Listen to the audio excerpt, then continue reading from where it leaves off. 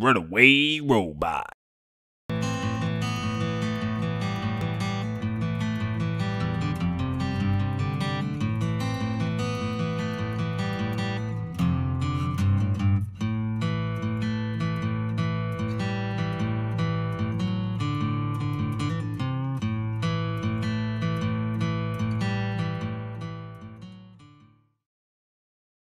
Welcome to DieFall, The Aspects, episode 20-something or another. I'm actually going to go look at it right now because I always forget. I think it's 26 or 27. I think it's 7. 27? Episode 27. Welcome, everyone. I appreciate your patience here. Apparently, everyone needs to just put bananas in their mouth and just have them there forever and just say that, oh, I'm on time, though. Thanks, Rob. Don't So welcome to the show. Those of you that just came over from Rob's stream, welcome. This is our Dungeons & Dragons show that we do here on this channel. The current campaign is known as The Aspects. Now is probably the best time to get into this show because we're in a bit of a downtime and a new arc is just beginning. So welcome. Hopefully you enjoy Dungeons & Dragons. So our players, we have Miera, played by Professor Saccharum, Darien, played by Bonus Stage Rob, and Ignas, played by Rel Plays. Generally, we start our show... We just start our show talking to each other, and there's one thing I really wanna take a step into here because I heard a lot about it yesterday, and I really just want to get some thoughts from Rob. How is Dark Souls? I promised myself I'd go into this with a good attitude, and should I say it for you? I was here, and you're bringing me here. I have a lot of opinions. Very few of them are good. There's a lot of opinions to have in that game. There's a reason I rage quit it at some point in time. Hearing that Singa, the fucking like king of Dark Souls in our little group here. Hearing that he rage quit the game for like a year and a half before he picked it back up again made me feel better because that's currently where I am. There was a sweet spot in my stream. Where about like an hour and a half in, I really felt like I was getting it. Yeah. And I was like just going through. I wasn't getting hit by anything. I was just like going in, killing enemies, going to fight the Minotaur, dying at the Minotaur. But it's okay because I understood my mistakes. And so I would go back, whatever. But it just got to a point where I was just like, this game is just inconsistently like just throwing shit at me. And I feel like one time the block works for me and other times it doesn't. And the hitbox is weird on certain things. And I don't know. Yeah. I still stand by the fact that it's hard for no fucking reason other than to torture you. And I think that that's shitty. However, I'm willing to give it another try off stream first so that I can kind of learn what I'm doing a little better. Sure. I don't know. It helps to focus too. Yeah. It was a very hard game to learn on camera. Yeah, for sure. And I have a lot of problems with the fact that everybody's like, "Oh, you're doing the fat roll or the mid roll? Like, take off all your armor and do the speed roll." And I was like, "Oh, good. Then I'll get hit in one shot." Great design, game. Like, I don't know. It happens. I think for a game that because they're like, "Oh, you could also tank," but like. No, you can't. Not in the beginning of the game. Not in the beginning. So you need certain armors. So then why give you my biggest issue that I found is why give me armor if I can't tank? And like if the only viable strategy is to roll around and dodge things, why give me armor that prevents me from doing that? So it's not entirely the only thing that's viable. You're bringing up a lot of good points for the game itself. DS1 I always found to be kind of janky. It sometimes just doesn't feel good to play. No, but I feel like every game has a different feel. Sure.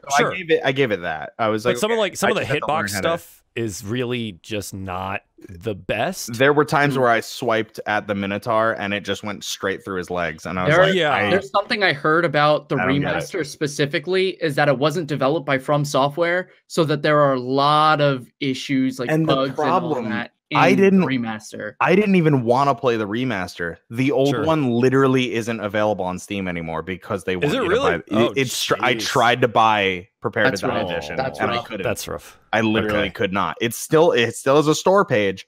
Yeah. It directs you to the You remaster. just can't. You Wow. just can't purchase it.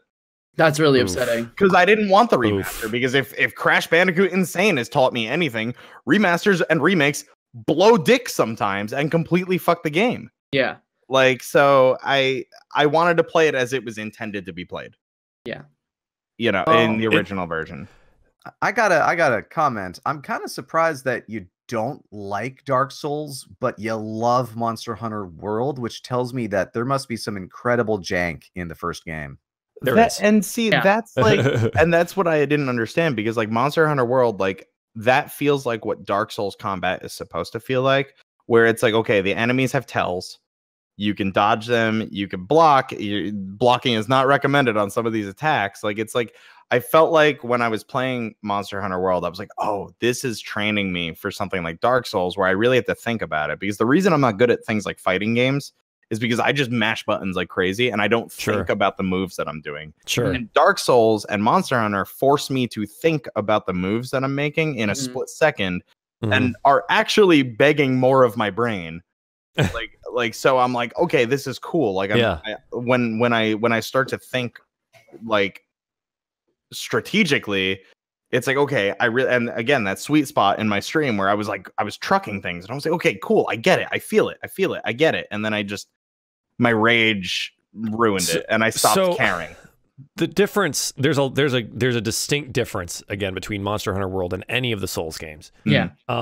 Monster Hunter World actually has a lot more leeway for messing up, for missing an attack. Yes. For just not being in the right place at the right time. Yeah. Because more than there's like a handful of moves in the entire game that will 100% you if you've eaten or something. You know, like you have your extra health. There's only like a handful that will actually 100 to 0 you. And then even then, the ones that sometimes do, if you have high enough armor, it doesn't matter. You won't get one shot. Yeah. Dark Souls inherently, especially at the very beginning, it's very easy to go places where enemies will one-shot you and you have no idea if you're in the right spot because there is no map. There's no roadmap to the game. But that's I went to the skeleton graveyard and I was like, oh, you did? Yeah, and I'm like, am I supposed to be here? Nope, you're not. No, you're really not. I'm getting my you can dash through, grab an item, and that you're not supposed to get till later and come back. Like, you can do that. That was the only reason I have a shield. I literally didn't find a shield until that. Oh, really? Yeah. I missed it in the asylum. For me, I missed the shield. I tried to strike the most balance I could between as much armor as I could get, but keeping fast roll. And then I always had a shield. Because every once in a while, if you remember to block at the very right time, it will just save you. It just does. And so it's plus like there's shields that do actually 100% block and it only hurts your stamina. And like stuff like that is super critical. Yes, I do. Absolutely. Because as much as I like raged against the game, I then went and played Bloodborne and beat it. And then I went and played DS3 and beat it. Right. A lot of salt and a lot of pain and a lot of suffering. Both those games feel way better to play. Bloodborne feels amazing. It's so fluid. Bloodborne, I feel like it was the good. quintessential Souls game from what I saw and from what I saw. But Bloodborne is definitely not a Dark Souls game. Right. Like there's definitely a difference between those levels of combat. Especially in the way you approach combat. Yeah, because you don't have a shield in Bloodborne. Right, but you have a gun, which is kind of cool. And it also, Bloodborne has a mechanic where like if you get hit, but you hit the enemy back, you gain some of that health back. Oh, so interesting. It really, and also why it doesn't have a shield. It really is encouraging you to be as offensive as possible. Like just really just get in there. There's some trade backs for that and stuff too. And like, you know, some of your dodging and things like that. You can also fat roll in that game if you have certain armors or whatever. My suggestion is, I made the mistake for my first Dark Souls and I listened to my chat and did what my chat had said that forced me or didn't allow me to figure out the game mechanics on my own, which meant that I never found something that felt good to me to play. Exactly. And that was my biggest criticism was that, and I was taking the chat as gospel because a lot of the people that I knew, they're all very knowledgeable and they all have different ways that they know the game. Yeah. They've been playing it. But I don't like being told this is the way to play the game. Yeah. There are options. It's like, no, this may be the best way to play it, and this may be the way that works for you. Yeah. But like I was getting told, no, you're mid-rolling, you should be fast-rolling. And I was like, but when I switch from mid-roll to fast-roll, it fucks me up so bad that I would rather just learn mid-roll. Yep, sure. Because it works. That's what I did. Yeah, I did the same thing. And I was like, I'm a sword and shield boy. I understood forever. the timing. I understood the timing on the mid-roll. And when I got thrown into a fast roll, I was like, whoa, everything feels different. And the same with dual wheel or two-handing the weapon anything. Versus one-handing it. I understand that I don't need a shield in the Minotaur fight, but the swing is different and the timing is different on the attack. And that fucks me up. And I need the one-handed swing. I had the exact same. Because I can roll in, hit him twice, roll out. Roll in, hit him twice, roll out. It made sense to me. There's the thing is, like, when you get people in chat that have played these games and stuff like that, they've played for hundreds of hours. So they know each of these mechanics regardless of what they are inside and out. Right? Like, they know that, like, okay, this does the most damage output, but they've also put in enough time that they actually do that level of damage output, rather than for, like, me, I'm likely going to get hit by some shit because I don't know everything. So I need that shield as a safety precaution because I'm going to mess up. So, like, I'm okay with one-handing. It's hard for them to think of it as a first-time experience because they haven't had that first-time experience in a very long time. And they've been playing it as a professional for who knows how many years now, and they're like, oh no, you just got to do this, got to do this, got to do this, for sure. And it's easy, and it's like, yeah, for someone who's played it that long, but not for someone who's literally just thrown into the deep end. Controller. That's kind of me with Monster Hunter World because I played it for so long. But I also understand what it's like to teach someone who has no idea how to do anything. So I hope that I do a better job of the chat. It's I think, Rob, give it a try on your own. But also, if you do go back and stream it, ask chat for suggestions and then just do your own thing. Because play how you want to play. It's because you just need to do that. Otherwise, it's just going to be a miserable experience and it's going to suck. It's still going to suck. It's still a Dark Souls game, right? It's still going to be horrifically. It's going to be horrifically challenging, and a lot of the stuff doesn't make sense. But like, the more you play it, those tells that you're looking for that came from Monster Hunter World, they exist. Oh, they do. No, and I started to understand them. Yeah, they're just smaller, especially in some of the boss fights and things. But yeah, like even with the Minotaur, I could see that there was like a split second longer if he's going to do the like dig front slash versus, or there's a split second difference if he's going to do like the dig front slash where he kind of like hits it down to if he leaps forward and does that. Yeah, like it's like you could tell that he's kind of winding up, and it's subtle. But you could tell that he's winding up. Yeah, so you don't get like the full monster experience where it takes them like 5 seconds to wind up for whatever their big attack is going to be. Right. So it's much smaller. I mean, I'm like, even after rage quitting it, I'm going to restart the game at some point, and I will be playing the remaster. I think I'm honestly probably going to like just restart it fresh on my own and try it. But I want it to like, it's weird because I want it to be blind, but I don't want it to be totally blind. Like I don't know. I got to practice. I understand. When you played Breath of the Wild, did you go into combat situations like head on, or did you like kind of assess the situation beforehand going in? I assessed it beforehand because I feel like the game allows you to. Dark Souls doesn't necessarily allow you to the way that Breath of the Wild does, because Dark Souls is very narrow. And it's like a very like, it's not linear is the wrong word because there are branches, obviously, because I went into a fucking graveyard that I'm not supposed to be in yet. But the areas are not open though. But they're not open. There is a Breath of the Wild allows you to assess situations. You have a lot more freedom in Dark Souls does to an extent. Yeah. But it's very much go in, get your fucking shit rocked. And then, okay, why did I get my shit rocked? And then you assess it. You assess it after the fact versus Breath of the Wild where you assess it before the fact. Because a lot of when I was playing Dark Souls, because I play it once in a while, I've beaten the twin gargoyle boss. And that's really kind of it. I did a little bit farther, and I was like, I have no idea if I'm going the right way. I was always walking slow with my shield up at all times, and that's it. Because I was like, I know something is going to jump out, and I'd rather be prepared for it than not. And it worked a lot of the times. I was able to kind of get through. And for the first part of the game, especially in Undeadburg, in that very first section, I would rush between the two bonfires to collect souls so I could level up certain things that I wanted to for gear. There's a merchant that I'm not sure if you actually met, that's in like that first section of Undeadburg, and you can grab a couple of things. Yeah, like, and I'm like, okay. So I grabbed the stuff money because I leveled up.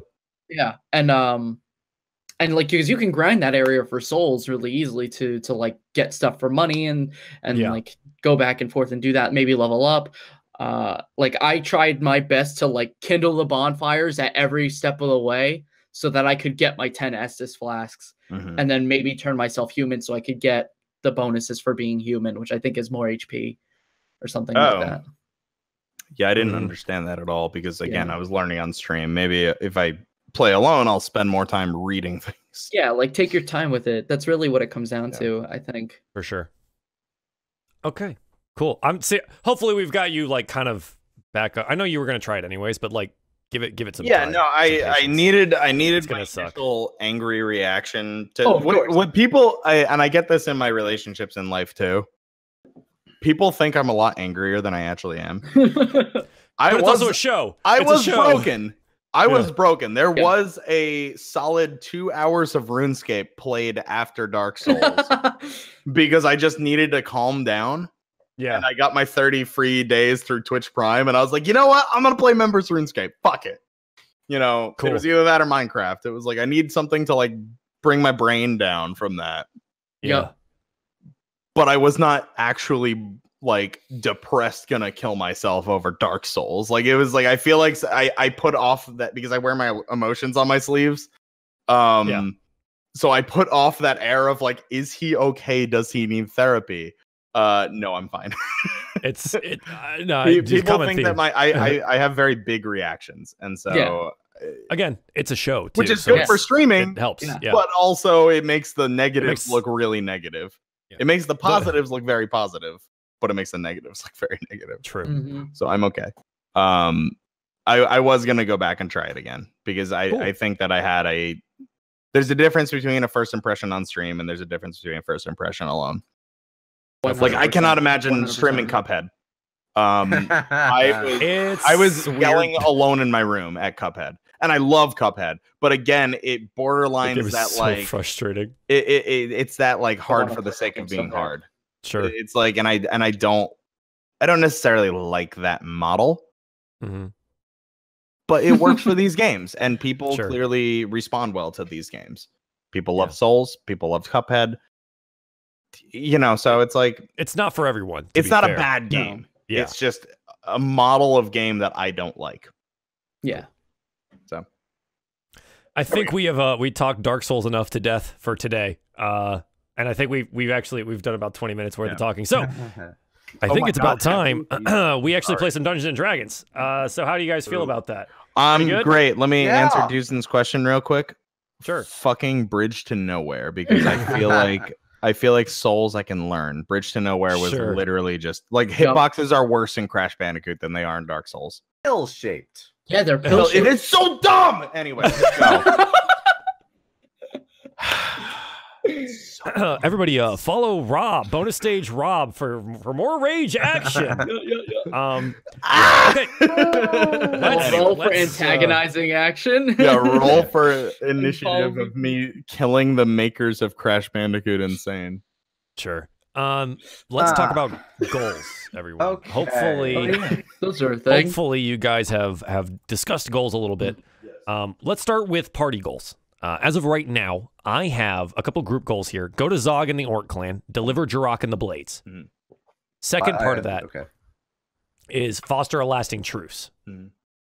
I have those as two separate things right now for group goals. With the orcs? Yeah. Because I'm writing these down.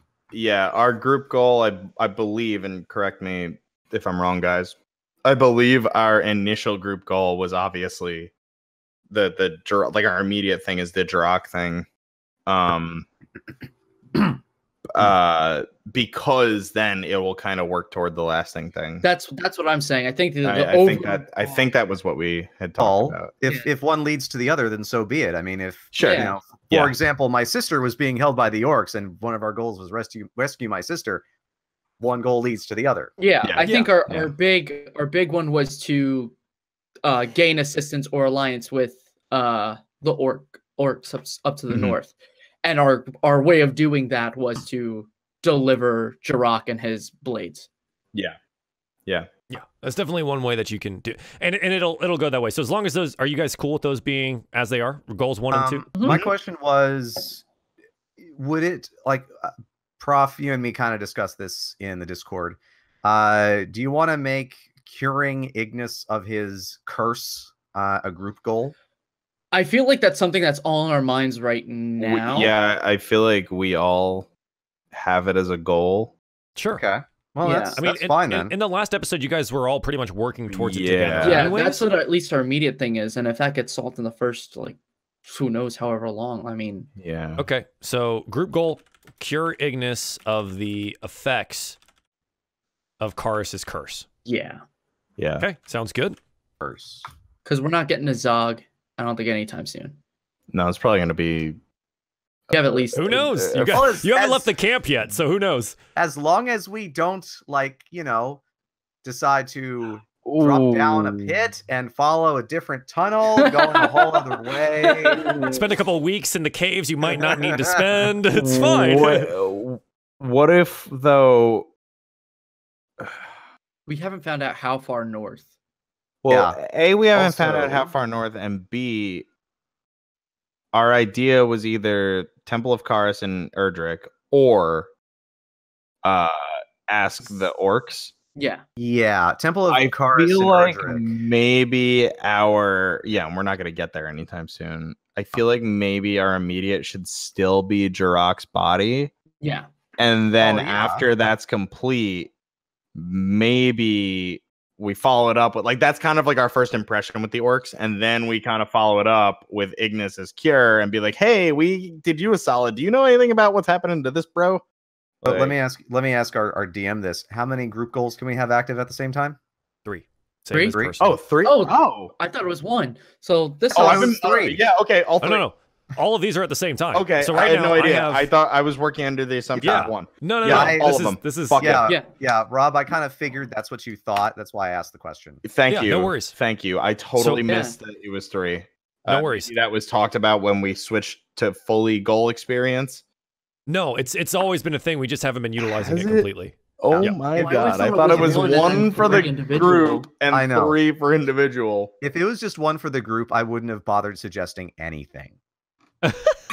Thanks for correcting me, because I holy feel a shit. lot better I apologize for not making that clear. So right now, No, group not goals. your fault. Yeah, I I have- wasn't paying attention. I have goal 1, go to Zog and the Orc clan to deliver Jirok and the Blades. Yes. Goal 2, foster a lasting truth with with Zog and the Yes. clans. Number 3, cure Ignis of the effects of Karis's curse. Yes. Okay, cool. Okay. Perfect. That's pretty much what's on our mind as a group. Excellent. All right, Ignis, you have 3 goals. The ones I currently have written down are find your dad, recover from Karis's curse, Which I'm and gonna work replace. with Ari Goldhand to free Erdrick. So Alright. as of right now, you have we decided this previously. If you have a group goal that's currently a personal goal, we're going to remove the personal and only do the group. Yeah. So you have find your dad. I'm assuming that's going to stay. Okay. Fully recover from Karis's curse is now a group goal. So we need at least 1 from there. Find and rescue my sister. Okay. Find and rescue the Lady Tassir, Ignis's sister. And number 3, I have work with Ari Goldhand to free Erdrick.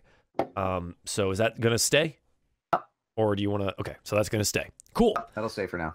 Excellent. So you have your 3. All right, Miara. That's me. You have find your brother Zaor.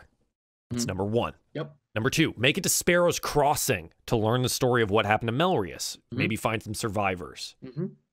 Number 3, make armor for Balmiar or other animal companion, depending on who's active at that time. Yes. Okay. Those are all good. You're going to just keep all those? Keep all those. Those are perfect. Cool. Sounds good. Darien, Yes. your number 1 currently is also find and rescue the Lady Tassir. You're more than welcome to have similar goals to people in your party that are personal. That's fine. It's just we're going to try to separate between group and personal. So you're more than welcome to keep that one. Yeah. You have a good impression on Zog. You want to make yourself look like a valuable ally. And you want to become closer with Miera. You worked towards that last time, but that's still up on the table. The thing is about the good impression on Zog, and this I've been thinking about this one a little bit. Because you're, I feel like because it might tie in with the group. It's a goal. little separate. It's a little separate from the fostering the truth and delivering the blades and things like that. Because it's personal to you. You want to seem like a valuable ally, right? Yeah. This is all a very Darien thing. Rather than as like you want Erdrick to look like a valuable ally. Right. Is that correct? Yeah, but I feel like it is a little too close. That's my concern with that. Yeah. It's a little bit too tied. That's fine. I have a 4th one. I just needed to find my notes. Okay, sure. I'd like to figure out. I'd like to recommune with Alis. Okay. Yeah. Okay. So you want like the same personal communion you had previously? Yeah. I just kind of want to like make sure that Karis didn't totally fuck me up, and yeah, I got you. And I can still like commune with my lady and understand, you know, my lady. and have that connection, because obviously I'm like a chosen of hers. As far as you know. As far as I know, I'm she seems attuned. I'm attuned to her. Yeah, you have a very personal relationship with her that not a lot of other people would have. Yes. Great. Sounds good. I think that covers all of our goals for today then. Right? Before we also get back down into the game itself, I want to initially apologize to stream, and I was apologizing during my D&D prep or DM prep stream. I'm pretty sick right now, so I'm sorry if my voices don't sound the same or anything else. Like this, my head is this weird awfulness. So some of the character voices may not be the exact same as they were in previous episodes. I'm sorry. We could have taken a day. No, dude. I'd rather not. I love doing the show, so we're just gonna do it. Okay, so we're gonna get back down into the aspects. So where we left off last time, our heroes had successfully defeated Val Rule, the budding chosen of the aspect of disease Karis, and had made it back to the war camp of the High Lord Earl Reist Sertance of Erdrick. Earl Reist Sertance had been basically coalescing the efforts of the true Erdrick, the loyal Erdrick, from the previous, I guess, overthrow of the Erdrickian government. So they made it back, and they were attempting to get Ignas cured of his curse that was essentially injected into him by the chosen of Karis. They were able to find a priest that could remove the curse, but the effects of the curse have still remained. The way that works mechanically is that Ignas is down 11 max HP for those of you at home keeping track. So he's not feeling super well. It's about a level and a half worth of health, which is like, that's actually a huge deal. So they're trying to figure out what to do about that. Additionally, they've been kind of just regrouping back at the war camp here before having made an agreement with Earl Reist again to head north to confront the Orc King Zog the Unchained. So Zog has put together essentially this coalition of orcish tribes, like ogres and goblin tribes and things like that, all under his banner for the freedom of the slaves of Erdrick initially, and now he's established himself as a king. He has claimed himself as a king of the Spine, which the Spine is the mountains in this area. So their goals currently are to go to Zog, the Orc clan, and try to foster a lasting truce. Earl Reist was able to get them kind of a temporary ceasefire, which allowed them to take on the Orc shaman Val Rule and his lackeys, his army, his chosen, the whole issue. So now they're going to try to go foster a lasting truce or something with the Orc King Zog to the north. Additionally, the rest of the goals that we discussed now will play certain roles within and without throughout the game. I think where we left off specifically was we had just been in the, like, essentially you're in a war camp. It's mostly a tent city, but it's becoming a little bit more permanent as time goes on, and as Earl Reist and the soldiers of Erdrick start solidifying their hold on this area, kind of creating a fort rather than just a camp, right? They're starting to really solidify this area of the mountains. You guys had gone to essentially what functions as the Temple of Alis in this war camp to attempt to free Ignas of this curse by having Darien commune with his aspect, Alis. Alis, for those of you guys at home that haven't seen this show yet, Alis is the aspect of love, which functionally in this world sometimes takes the form of like brothels and shit. It's a lot of self-care type things. Hell yeah. Self-love is important, everyone. Hell yeah. So they had attempted to make this communion. Darien has been successfully able to commune with Alis on a couple different occasions. So this is something that he's well practiced in. On the attempt, though, we had a roll. Darien had failed, and Karis's eyes had turned on to the group, Ignas and Darien, and had blocked the attempt to commune with Alis herself.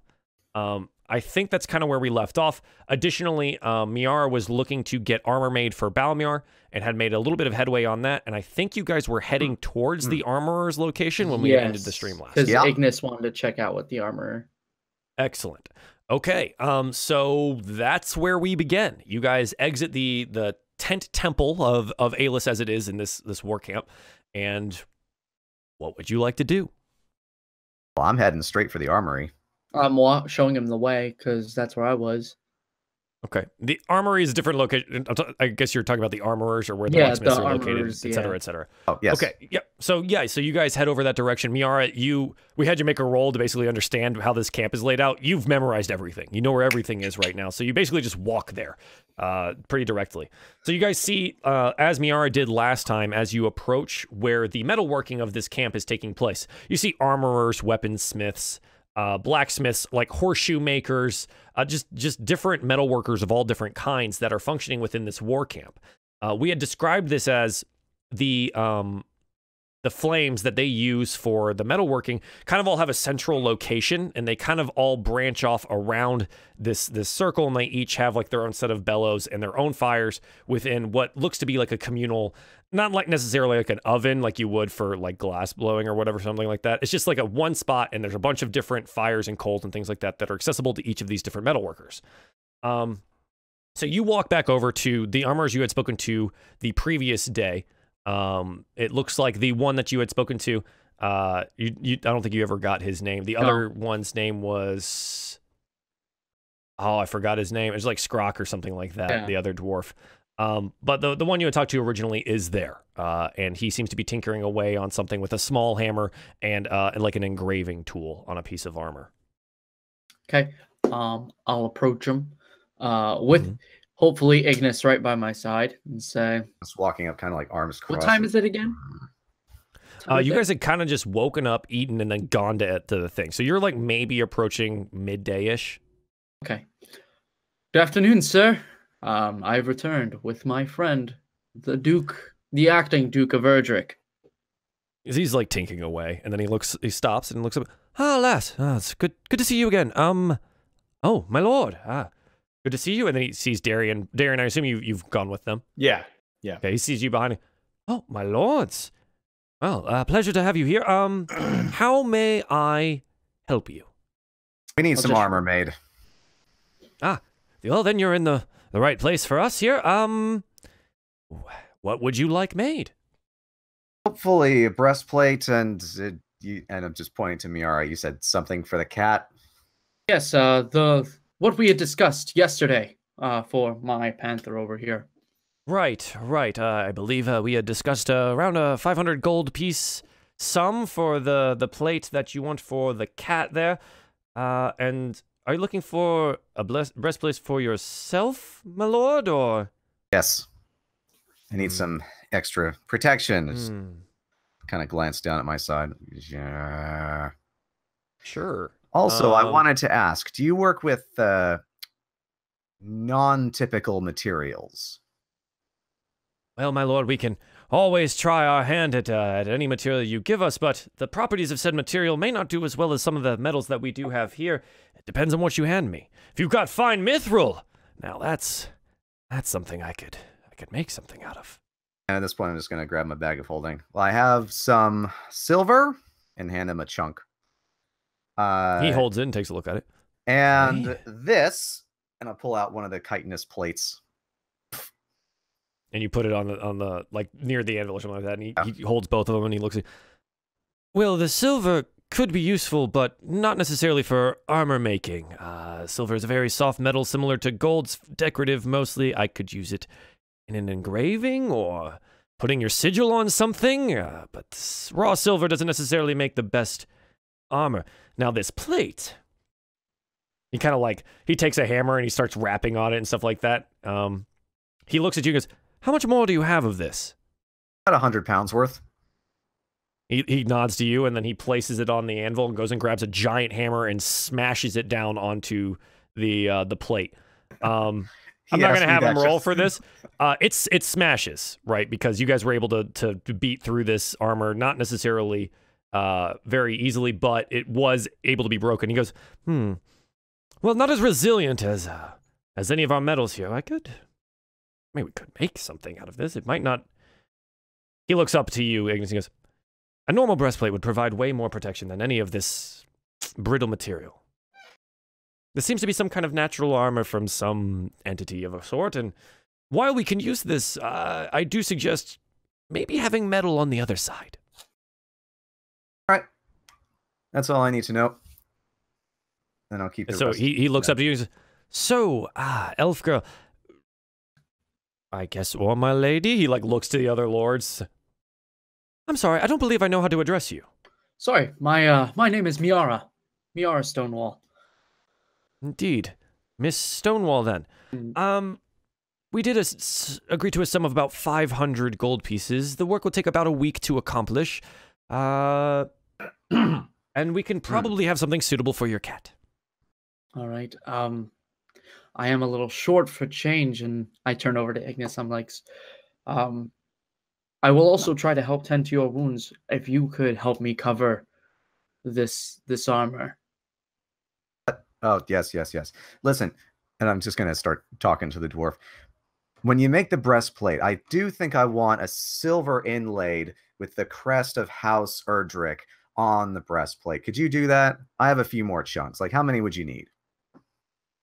He looks at you, and he goes, 4 or 5, maybe? Okay. Then I'll hand him another 4, let's say. Sure.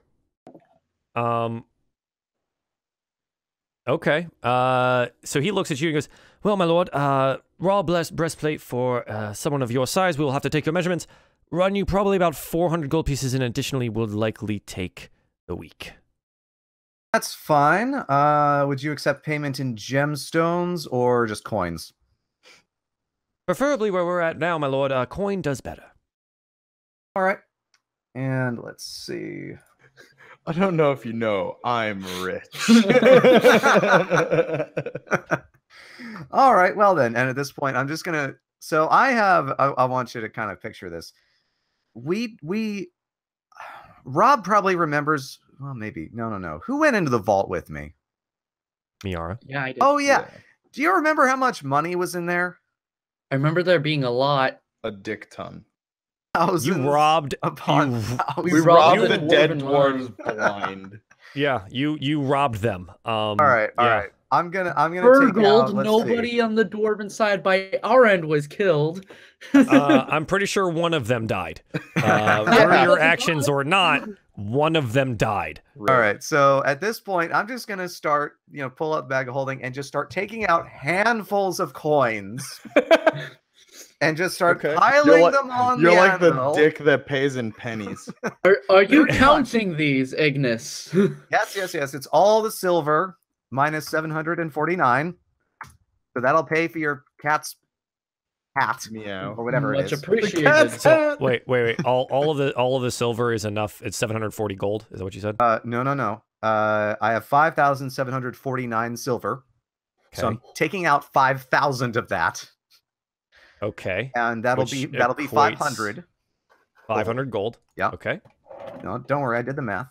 I'm just checking. And it was what, another 400 gold from the breastplate? Yeah. Done. 400 gold. And 5 silver chunks, you said? Yeah, actually, you know what? Yeah, 5 silver chunks. I already reduced that. Can I actually just make it really stupid? And instead of taking out all the gold, just do 4,200 copper. So the way that we would handle this kind of thing is that you would have been like, "Oh, I got the money exchanged for gold at some point in time. It's totally fine." Like, because you're in basically it's as much gold as you have like total. It's fine. Okay. So I'm gonna just add stuff to my total then. Let's call it. I mean, like, you can use copper to pay for this. Like, it doesn't matter. Just have the total amount. But yeah, it's still like 900 gold. So I'm literally just pulling out piles of coins. Like, all right, here you go. 20. He looks out. He's 40, like 60. And he's got like a sack now that's like it's just almost 100 pounds worth of just coinage, and he's just like, and then like you put the silver on top of that, all the silver chunks. Just finance the entire forge. he looks back up at you and goes, "Oh, my lord, I could do it in less than half the time for maybe 200 gold more." 200. Really? Would that be for both or just the one? Make a persuasion roll. Oh shit. Are we doing this with advantage since we both said something? Nah. Nah. All right. Only Miera actually asked. All right, cool. Okay. What is that, persuasion? You said? Yes. 13. Okay. So he looks up at you. Both. And he looks back over at Ignis. Like, just you see the coins in his eyes. Like, as he looks up at you, it's just a ton of coins underneath the firelight of the forge. Oh my god, I need to All I sell need some is an stuff. IV of potion of fire breathing attached to Balmiar, and then there we go. Perfect battle cat. Yeah, wandering tank, it's fine. It's like Zoids all over again. All right, well, Ignis, you're the one with the money, so it's your call, essentially. 200. He's the money. That's actually pretty good. Oh, I suppose. But keep in mind, you're bilking a dying man. And also the Duke of Erdrick. And also he's offered to half the amount of time it would take to make this armor, basically putting aside all of his other stuff for 200 more gold. Yeah, however you want to see that. He doesn't answer that. He's just looking at you because no one's given him anything yet. The sooner we get this armor, at least for you, the sooner we can try to find a cure for your, AIDS. Oh, Your okay, wait. Chorus AIDS. Well, I mean, I am already handed over the money. At this point, I'll just take a look at him and say, keep in mind, you're now working for the Duke of Erdrick.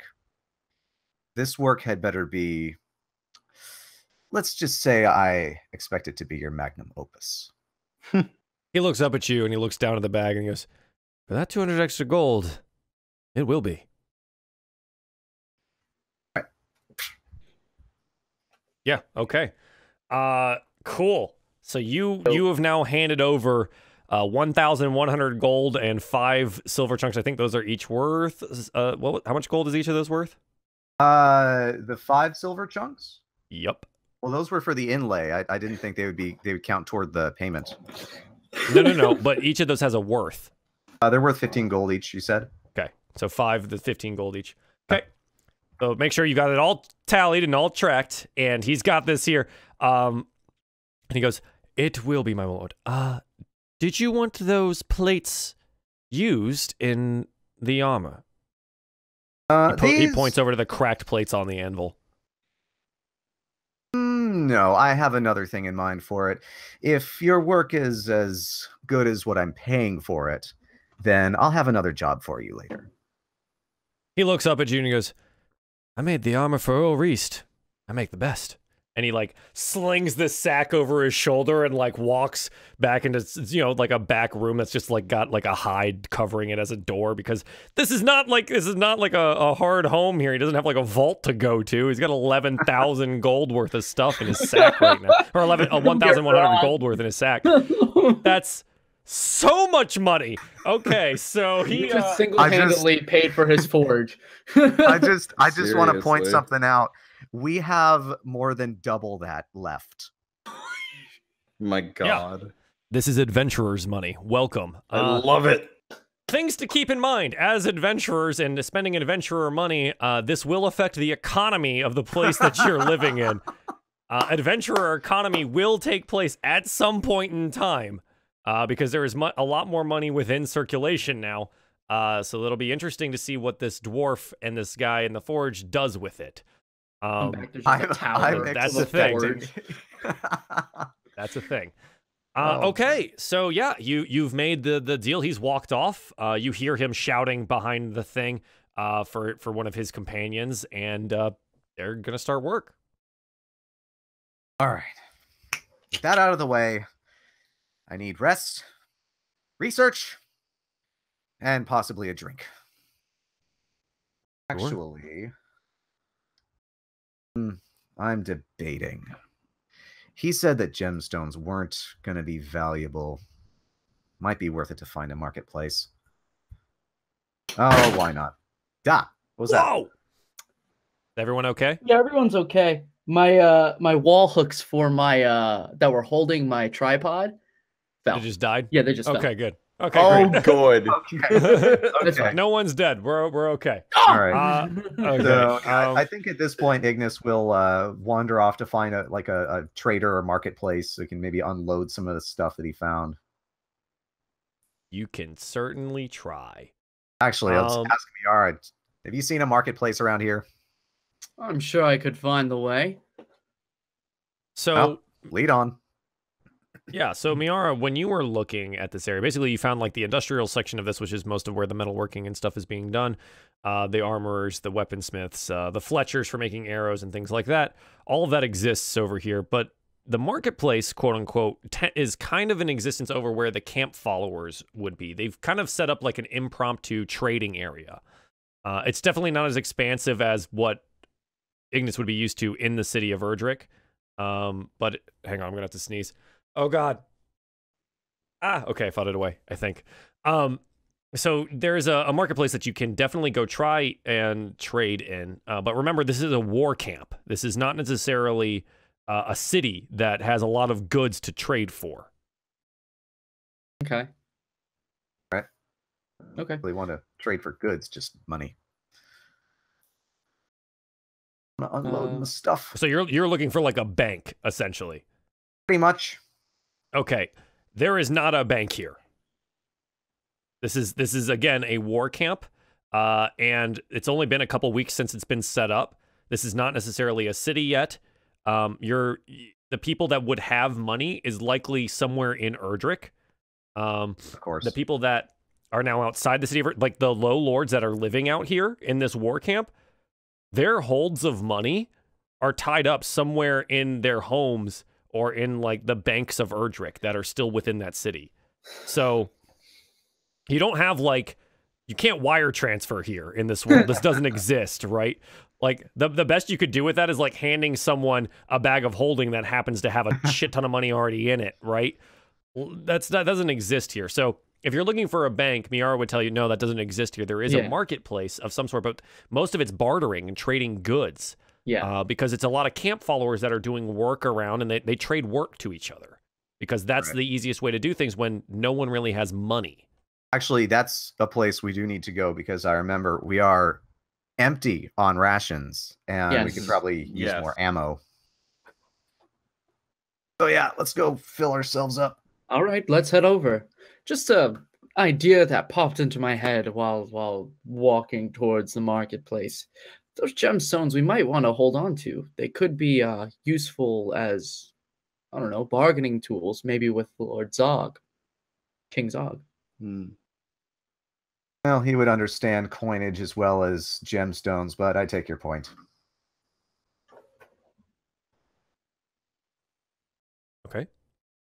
Where would you like to go? To the marketplace. Okay, you go to the marketplace. What would you like to do? The marketplace is basically like, it's just a bunch of tents, right? And it essentially functions as a big square. If you can, you remember like the old Aladdin, like the Aladdin movies, or like anything that's like an Agrabah or whatever. And it's basically like the shops are just tent storefronts, right?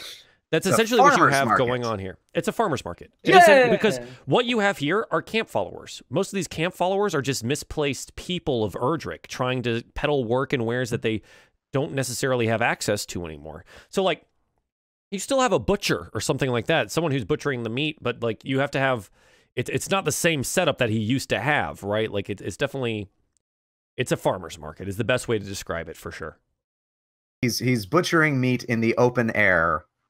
With welcome to the Middle Ages, yes. Sanitary. yeah. Welcome to a war camp. There's not a whole lot of options here. Plague. Right. Well, the first step is buying buying rations for everybody. Rations. Sure. So knowing, and Darien, you'd probably know this more than anyone else, having worked with the military before, it'd be easy enough for you to like go ask the captain for just a set of soldiers' rations for you guys. That'd be the easiest way for you guys to just get rations. And more than likely, we don't really necessarily need to spend a whole lot of time on you guys getting rations. Like you'd go there, you'd ask him, and he'd just give them to you. Because you're technically, you're working for the military here, right? You're working for Earl Reist. So he would provide that for you. Okay, cool. Yeah, so go ahead and take the 10 rations for yourselves. Ignis, if you want to get more, then they'll start selling it to you. Yeah, I wanted to get extra just in case. An extra 10 for everyone. I'll get an yes. extra 10. Sorry, thanks, chat. Quartermaster. Sorry, you would go to the quartermaster. The captain would be able to lead you to him, and they would ration you stuff off. Yeah. Although, I mean, even though we're going to be out in the wilderness, it makes sense to just get extra rations. Sure. So rations, I'm trying to... I don't know if they have an actual gold value. Oh, they do. They are 5 silver pieces a piece, and they are about 2 pounds a piece. Wow. 5 silver a piece, dang. It's a full day's worth of food in a non-perishable form. All right. Okay. I'll get an extra 10 for myself just in case. Okay. So that is 50 silver or 5 gold, and 20 more pounds to whatever your bag. I mean, you offloaded a lot of money, so I don't expect you're hitting your limit, but it is 20 pounds.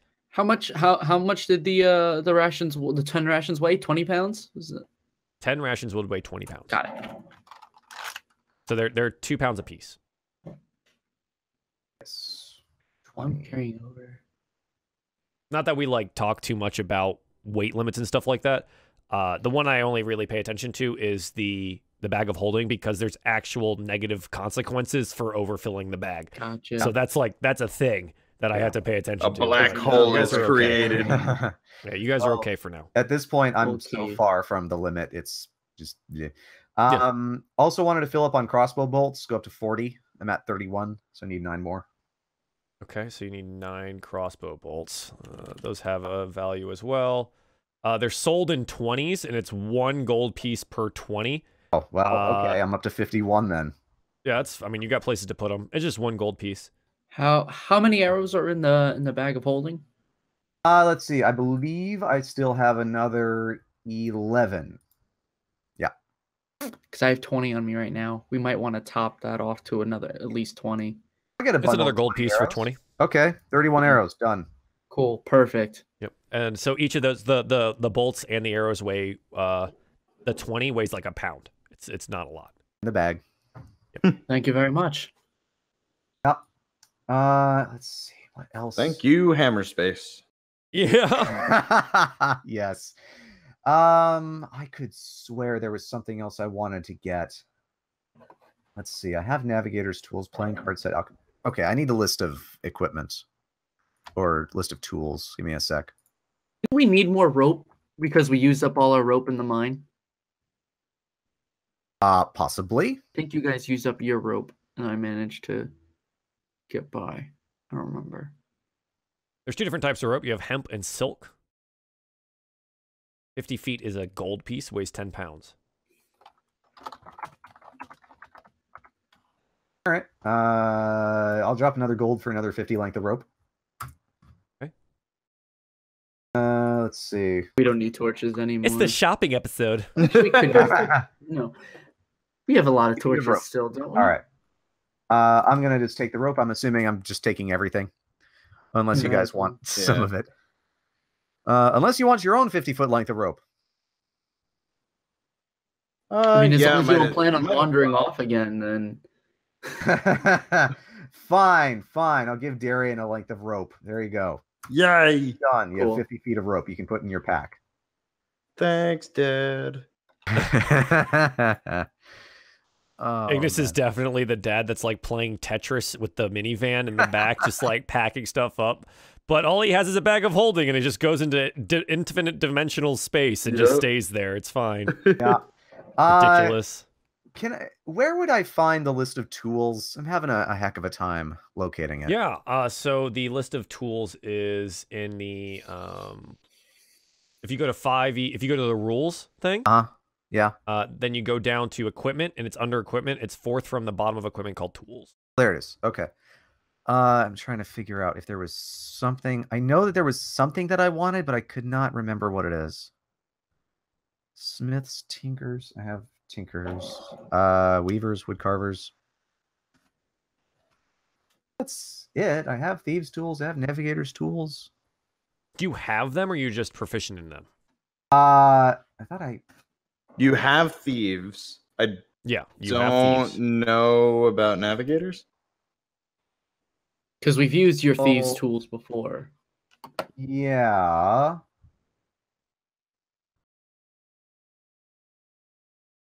You cut out, Rel. I wasn't you're saying back. anything. No, I wasn't saying anything. It's all right. Okay. You know what? I mean, I know I have alchemist supplies because that's kind of requisite. Wait a minute. Let me. Okay.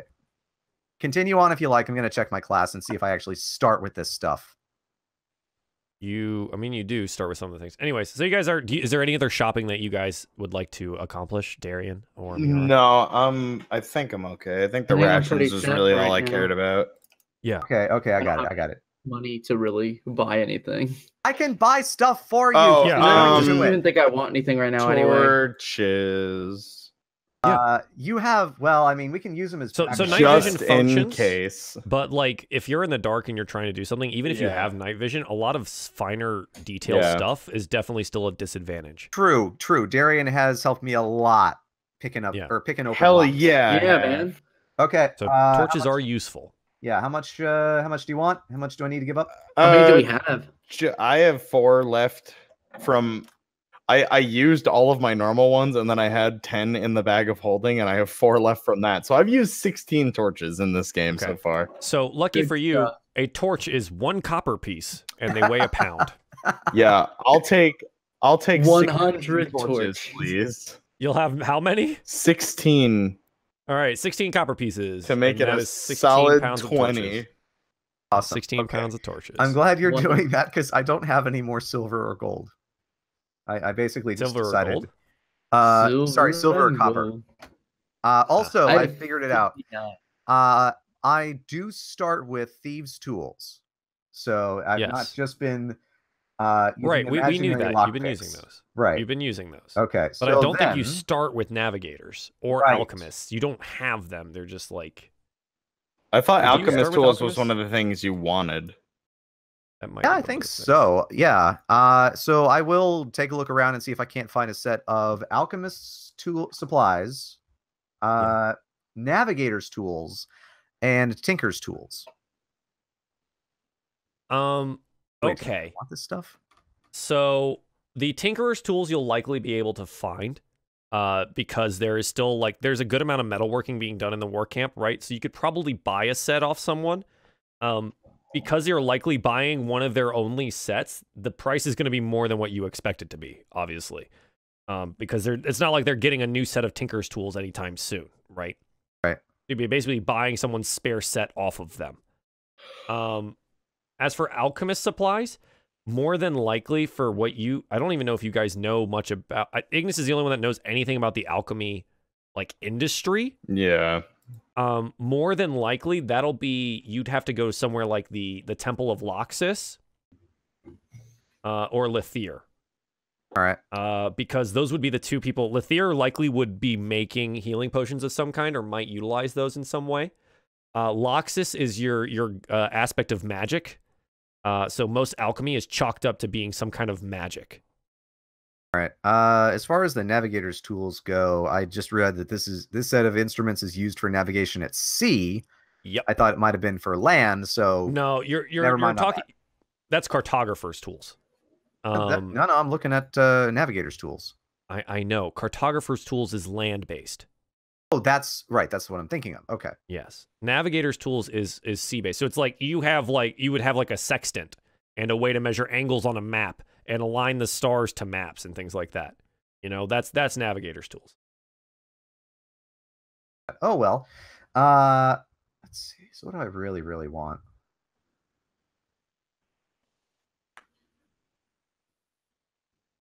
Have a playing card set? Yeah. I'll find a playing card set. That's all I really want. You just want a playing card set? Yeah. Sure. Yeah, I got a massive proficiency bonus for it. I can cheat people at poker. Darien, do a magic trick. Roll performance. Okay. So a playing card set will generally run you 5 silver pieces, but because you're likely buying this off a soldier, right? Like you'd have to buy his set from him. So what I'm going to do is I'm going to say you're going to need to make a persuasion check to see if you can buy a card set off a guy. And depending on how you roll is how much he's going to try to charge you for it. Yeah. Persuasion 12. Yeah, so he wants a gold for it. You drive a hard bargain, sir. Spend it wisely. He takes it and he gives you his card set and he goes, "Thank you, my lord. This'll fill my belly for a couple weeks," and he walks away. Oh my god, I had a horrible thought. I could pay like another soldier 2 gold to make sure that any food he eats is spoiled somehow. Wow. Don't do That's that. really What the terrible. fuck? Why? As the acting Duke of Worst Erdrick. Duke in the world. Maybe we should kill him and then try to find a new duke. Yeah, right? No, I'm pretty sure Regicide. if word got out about that, Earl Reist would have something to say about it. And be like, I guess this is fucked. I'm taking over. No, that was me thinking rather than Ignis. Ignis Because I'm kinda Erdrick. messed up. Erdrick. According to crimes I wonder committed that they're one and for the same. spoiled food. Ignis Erdrick, adventurer, Duke, Dick. Asshole. All right. So is there anything else you guys would like to accomplish? John said he was looking to see if he could find like one of the people who follow cars in the camp, right? Yeah, time? I guess. Do you want to go find him? I mean, you've Or hang this out is all in the somewhere to same find day. So it's maybe been like 3 hours, right? Well, you've been doing quite a bit of like wandering around and shopping and stuff like that. So it's probably early evening now, or middling evening. So you could go find him and try. We could probably turn in somewhere to eat, like dinner, and see if he shows up. And if not, I don't know. What do you guys want to do? Yeah. There you go. I guess, yeah, if he's gonna research, we might as well wait until dinner. Okay. What do you want to do? You like go back to your place? You ask like one of the Actually, yeah, I wanted to get let's see, who would know something about this. Let's see if I could. Well, no, we're gonna talk to Earl Reist later. I guess just go back to my tent for now and work on my designs. Okay. Sure. Make a flat intelligence check for me.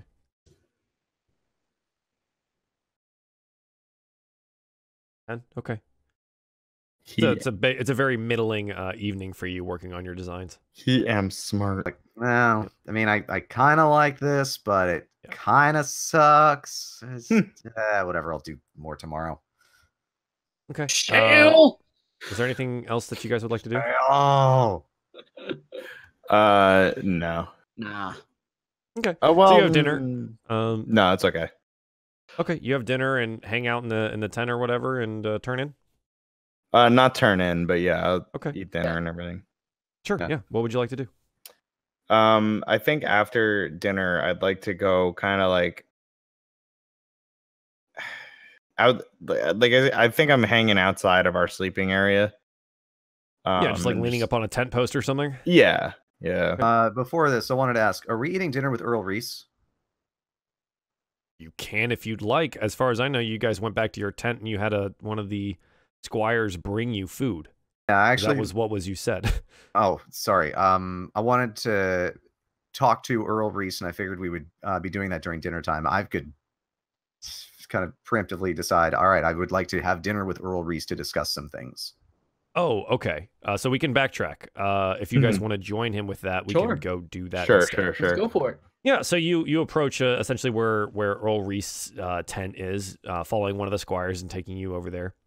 And let's say like earlier in the day you sent a squire there and requested to like if Reese was available that you guys could like dine with him or whatever. Of course he accepts, and you go over there and you approach his tent, and there's a small like folding table set up and a couple of those like camp stools set up inside, and you are allowed in past a couple of guards guarding the tent of Earl Reese. And he welcomes you inside. Please, my lords, my lady, please come sit. I know it's not necessarily the finest of things here, but this is a war camp, so come sit. Dinner will be delivered shortly. I've heard that they made some fresh bread today. Should be good. Ooh. Oh, no worries. We've been living on rations for the last several weeks. Some fresh chuckles bread. Living on them for the next few weeks as well. Yeah, he chuckles. He says, yes. I spent many of my early years in the adventurer life, but after a couple hundred of them, you start to try to do something else. Yes. Well, I wanted to have this meal with you because I wanted to ask if any of your scouts could provide me with a detailed description of the mechanical things that Heat of Unrolls has been utilizing. He puts down like his wine glass on the table. He's, detailed. Might be a little tough. Not all of my scouts have your mind, Ignas. It's kind of difficult to pick out the particulars. But to most of my men, this is just straight up magic. To you and I, it's easier to see that these are constructs of a certain kind. But when they're destroyed, it does look like they just crumble away to dust. There's not much to take back and examine. Has anyone been able to get a look at them from afar? Aye, we've been able to see them from afar, spyglasses and such. We do have a couple men on the inside Erdrick, that are able to get us some information. Again, the hand will own us before this is all over, but you can see them. They function, they walk like men, most of them, 2 legs. But interesting lenses where eyes should be, metal arms. They seem to have weapons at their disposal and that they pull from inside their own bodies. And it seems that many of them are controlled in some way or another by a human factor. It seems that there's headbands that they wear that the constructs respond to some kind of mental orders from one of the company men if they are working in a group. All throughout this, Ignas is just kind of taking notes on a piece of paper. Yeah, sure. He looks back and he's like, this is about all we know of it, unless we can get a closer look ourselves. Again, not very many technical-minded people that are going in this and able to provide us with a lot of information. Honestly, you'd be better looking at yourself. If you can pick out some differences or any forms of weaknesses. Well, from the ones I remember, they seem to die like anything else, with enough damage. I was mainly He smiles and nods. He's like, yes, interesting. I was mainly concerned about what type of material they use to construct them, but if you're saying that there's perhaps a human factor in them, Shale, I knew you were a dirty, stinking cheater. You couldn't create something autonomous, so you had to use outside influence. I knew it! He looks at you and it's kind of cracks a wry smile. Ah, yes. I remember you two having quite a little competition back in your school days. He couldn't win through his own intelligence, and so he had always had to find a way to cheat. Cheated back then, he's cheating now. Those things aren't autonomous. They aren't mechanical. They're controlled. He kind of like shakes his head. Yes, I suppose you could be right, but again, we can't tell what metal they're made from or anything else. I'm not a metallurgist, and I don't have anyone on the inside who is. We haven't had anyone get inside the factory yet either, where they're constructing all of these. Although, if they're using some kind of, I don't want to say mind control because it's not as if these things have a mind. If they're using some kind of device or magic in order to control these things, maybe even Hida von Rolls is controlling them herself. No, she wouldn't. Well, maybe she would. Anyway, and just kind of shakes himself. The point is, that kind of control can be disrupted. Every single one of those things can be taken offline. That's why cheaters never win. He nods. He goes, "Huh? A curious plan. I guess you would have to find if they're all centrally controlled or individually in some other location. But it is a good thought. Maybe I could try to have someone find out, but again, we'll see. Actually, whether they were centrally controlled or not is immaterial, because if I could construct a device that would interfere with the signal going from the control circuit to the, what was it, a headband? Yeah. Headband. But God, Shale, you have no sense of decorum or design. If I can construct a device that'll interfere with that signal, then it won't matter who's controlling them. They won't be able to control them anyway. He kind of nods. While you're ranting, he like looks over at Miera and Darien. To me, it sounds like you want to use them against them. And I think increasing our odds in our arms, it's a good idea. Actually, I was just thinking of shutting them down, but taking control of them, that's even better. I don't trust you to run them, but I think No, don't worry. I'm a genius. It'll be fine. That's what I worry about. Yeah, so like while you guys are discussing stuff, you know, there's a fine roast duck that's brought in. He's like, I know it's not necessarily the greatest thing, but we do have quite a lot of things to eat on these mountainsides. And like the fresh bread is brought in and stuff like that. And he has another like a bottle of wine. He's like, I was able to save some of my finer things from the home before it was destroyed. And he pours like a glass for everyone. This is the finest meal I've had in a long time. Thank you. Thank you, He Miera. goes, indeed. I suppose you guys would have been living off hardtack for weeks now. Come, enjoy, eat, please. No need for us to speak while you enjoy yourselves. I'm just going to start eating and just eating with one hand and just writing down notes with the other. Sure. I'm taking in every last morsel, you know, enjoying the flavors that be. Yeah, it's well made. Again, it's not like they have a professional kitchen running around here, but Earl Reist is well taken care of. He's well loved, and he is definitely the highest ranking person here, except for Ignas. So he gets a lot of the nicer things that he likes. Take a piece off for Balmior, toss it.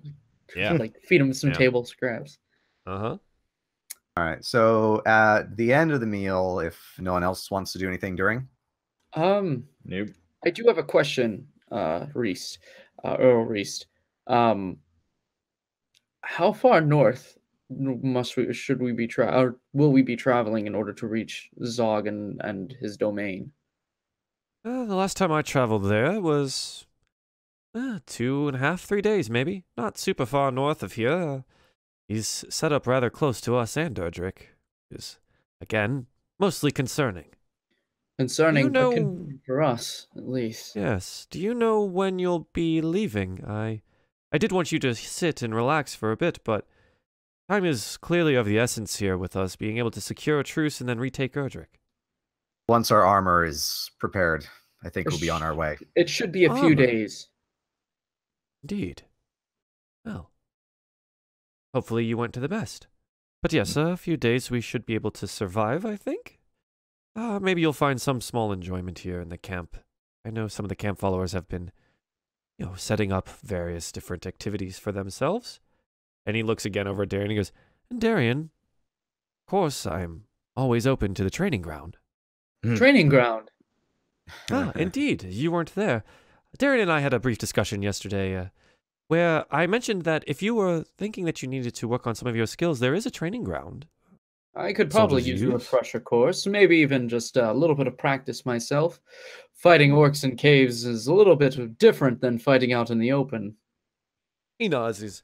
Yes, that is accurate.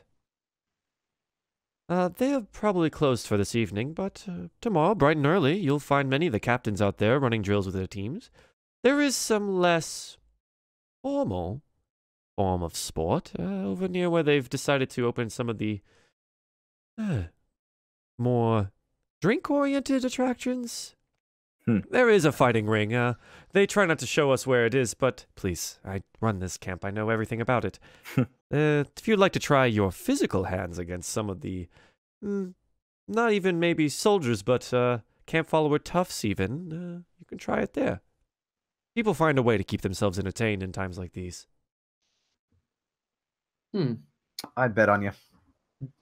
Just offhand comment while he's scribbling. Definitely can take things into consideration. Darien, do you wish to partake in a little bit of training, perhaps? Of course. Good. I'll see you on the grounds. You like an eyebrow raise from Earl Reese, and he goes, "Oh, well, I might have to see this for myself." And he kind of chuckles and, kicks back the rest of his wine glass and whatever. He's just hanging out. It's the first time you've seen him without like any armor on. He's literally just wearing like pants and like an open laced white shirt. He's chilling. He's hanging out. This is the end of the day for him. Handsome man. He is incredibly. He may be a couple thousand years old and an elf, but he is he is quite the oh yeah. He's got them elf high cheekbones, long ears, long blonde hair that he keeps tied up. Yeah. Got that cheek scar that's been there for forever, and sexy. Yeah, he's a good-looking dude. Good-looking dude. It's like Chef all over again. Oh God, he's not that big. He's not that tall, but you can definitely tell that like he has spent a lot of time training and in armor. He has that like lithe elf form, but he is definitely well muscled.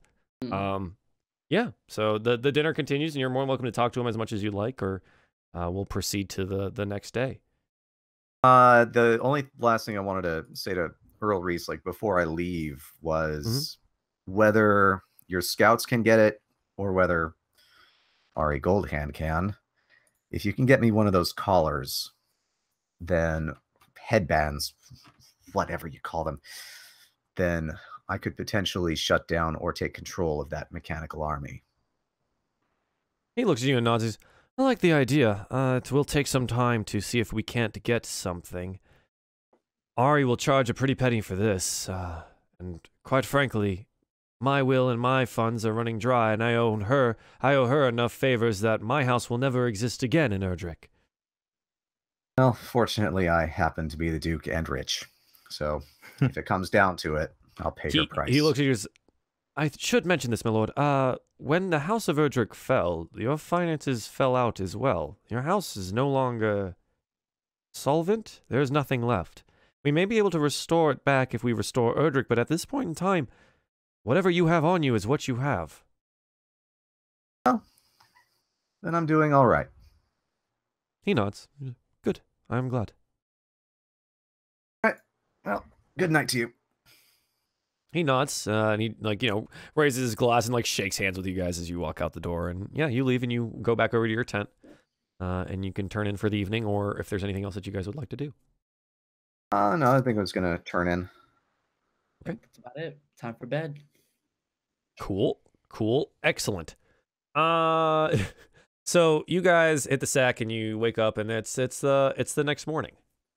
You've rested well. Again, this is the first time that the couple of nights that you've had where you haven't had to take guard. You've been able to sleep fully for 8 hours and not have to worry about a whole lot. Feels good. Yeah, and so you wake up well rested, and the crisp, cool morning in the mountain air as the late fall continues its march towards winter. What would you like to do? So you guys were going to do anything. I was going to stay in and research. We should have a nice breakfast at least. Good. Yeah, I morning mean, meal. I'm just kind of spending. Maybe I got up a little early. I'm just kind of spending some time alone outside. Yeah, sure. So you're just like outside the tent. Yeah. Sure. Yeah, you're just you're hanging out, and while you're doing so, you see that like you're situated in the Golden Eagles area of the camp. You see, young squires running back and forth, either running messages or gear or something like that. You see soldiers waking up, stretching, some smoking a pipe. You see them like stoking small stews over like a campfire or enjoying a cup of morning tea and kind of laughing and joking with each other quietly as the morning starts to come. Mm-hmm.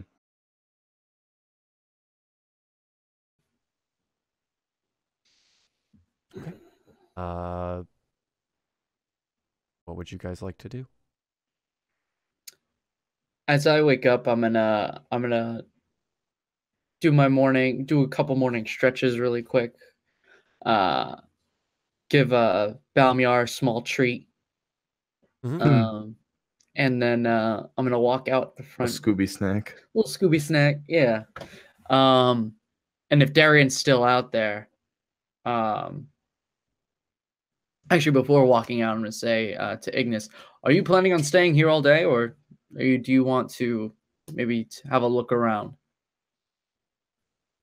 It's a war camp. I mean, unless you have a better suggestion. All right, be my guest. I figured I'd just extend an invite to take a look around. Something might catch your eye. All right, fine. Like my mother. I'm just grab my plans, stuff them in the pack. Get out of the house, Ignas. You're so pale, Ignas. Get your nose out of that book, Ignas. Why don't you go play sports with the other boys, Ignas? I'm building a death machine, Mom. There'll be no death machines in this house, Ignas. We get the flashback. Like 3-year-old Ignas is like tinkering with the troublesome boy. Yeah. And his mother's like smacking with a wood spoon or something like that. No, I don't want to. Ignas, ignore your surgery. All right. I'll go. I'll use some valuable research time to go out and take a walk. Yeah, all right. So where do you go? You guys are together? Where are you going? Well, stop by to see good old Darien as he's having his morning pout. All right. His morning pout. Oh God. All right.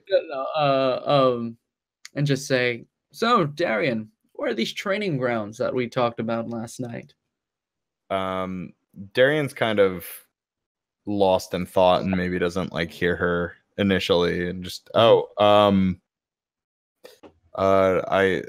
not sure. When do you want to head down there? Something's up with you. What's going on?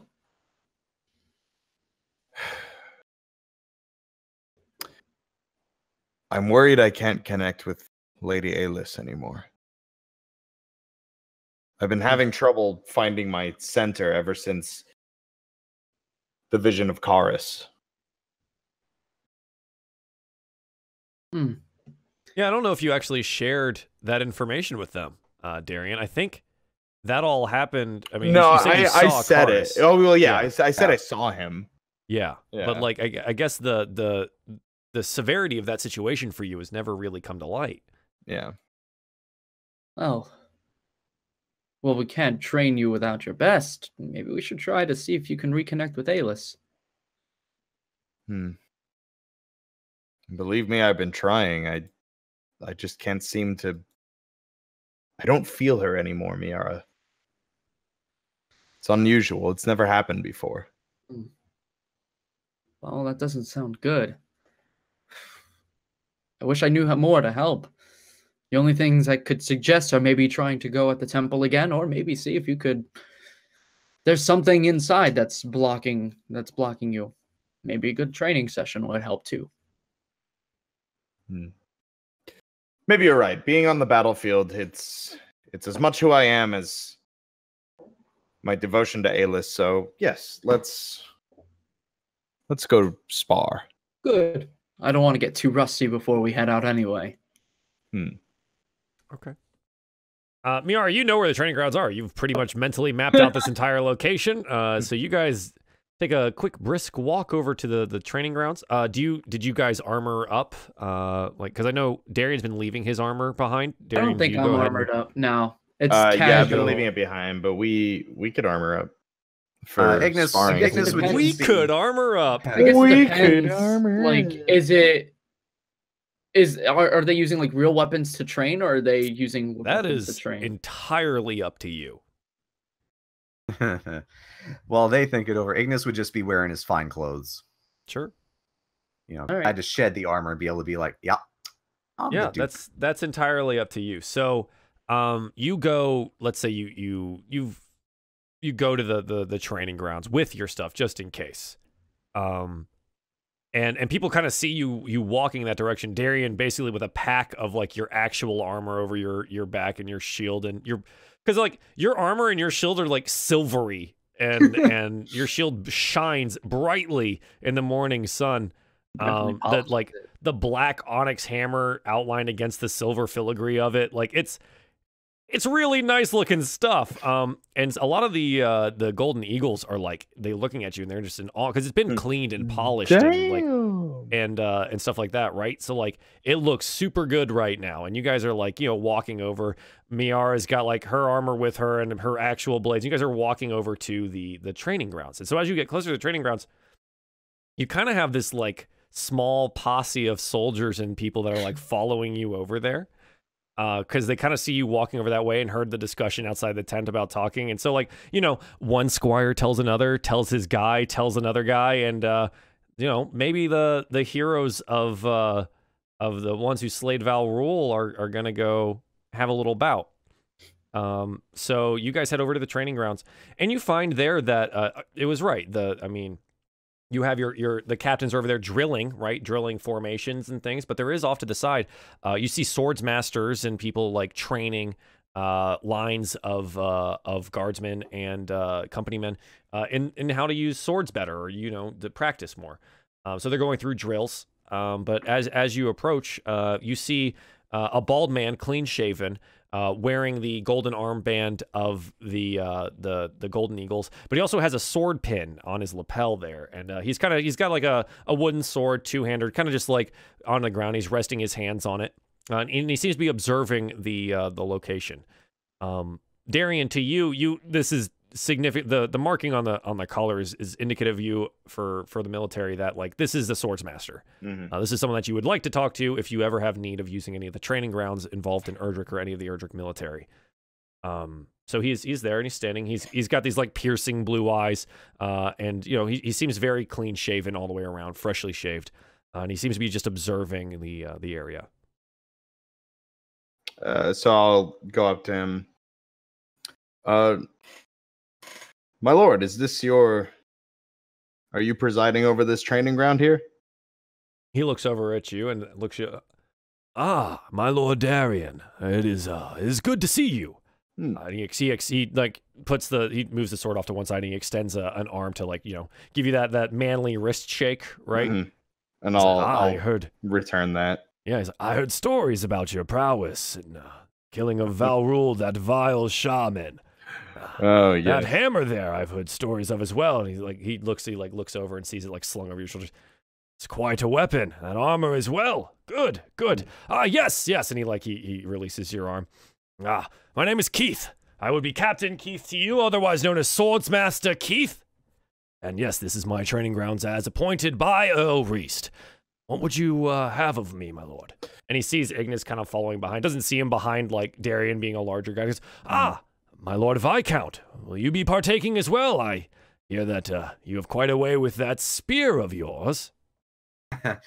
No, I don't usually fight with a spear. I prefer more chemical weapons. Indeed. No, I've just come to watch. Of course. And I believe the Lady Miera, I've heard as well. You use curious weapons, if I've heard correctly. A sickle. More of a farming implement, if you ask me, but to each their own. And he, like, looks down at the panthers. And I've heard this panther breathes fire occasionally. That's quite the weapon on its own, but I don't think we train that here.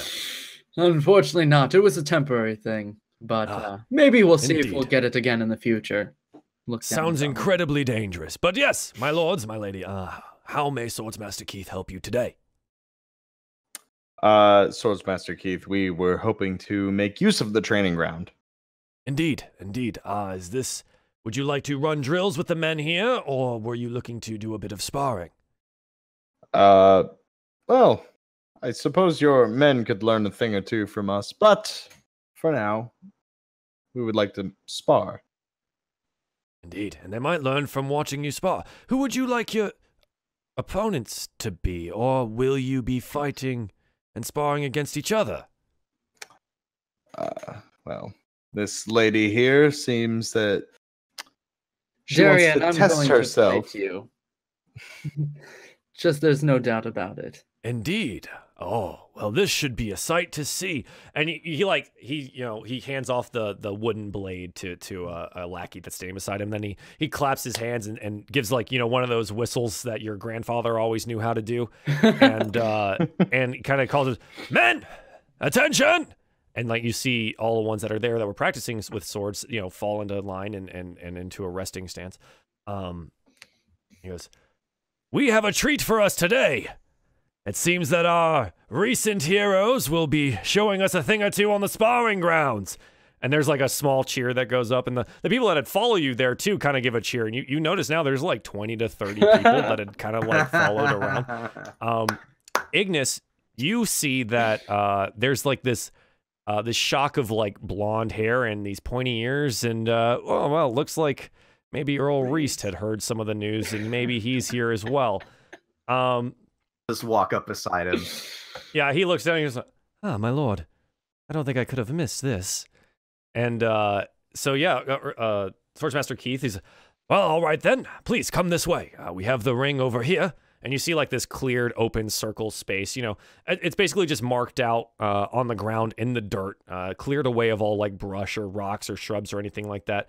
It's probably 30 by it's 30-foot diameter or something like that. So it keeps it relatively close, right? Because the combat is very close. But it is open to you and available there. So this depends on you guys. How would you like to do this? I don't know. When you say how to do this, role played out, so this is turn order. No, this is up to you. So you can decide do you want it to be fully armed and armored? So if you ask Keith, you'd be like, well, do you want to ask Keith how they normally do sparring here, or do you want to? I mean, I wouldn't want to kill Darien today, so I think wooden weapons would be just fine. I would like to see you try. Easily. Keith looks at you and kind of chuckles. Well, we do have wooden weapons available if that's necessary, but I do have quite a few battle priests standing by should you like to use actual weapons that will heal you of any possible ailment that you would receive during this battle anyways. Hear that, Miera? They have battle priests. Well, then what do you want to do, Darien? Do you want to bleed and cry, or do you want to just be beaten a little? Oh, that's so good. Big talk coming from such a small elf girl. Well, big talk. My lords, my lady, please, let's settle this. Either in kiss the ring. or beat each other up. I don't care which.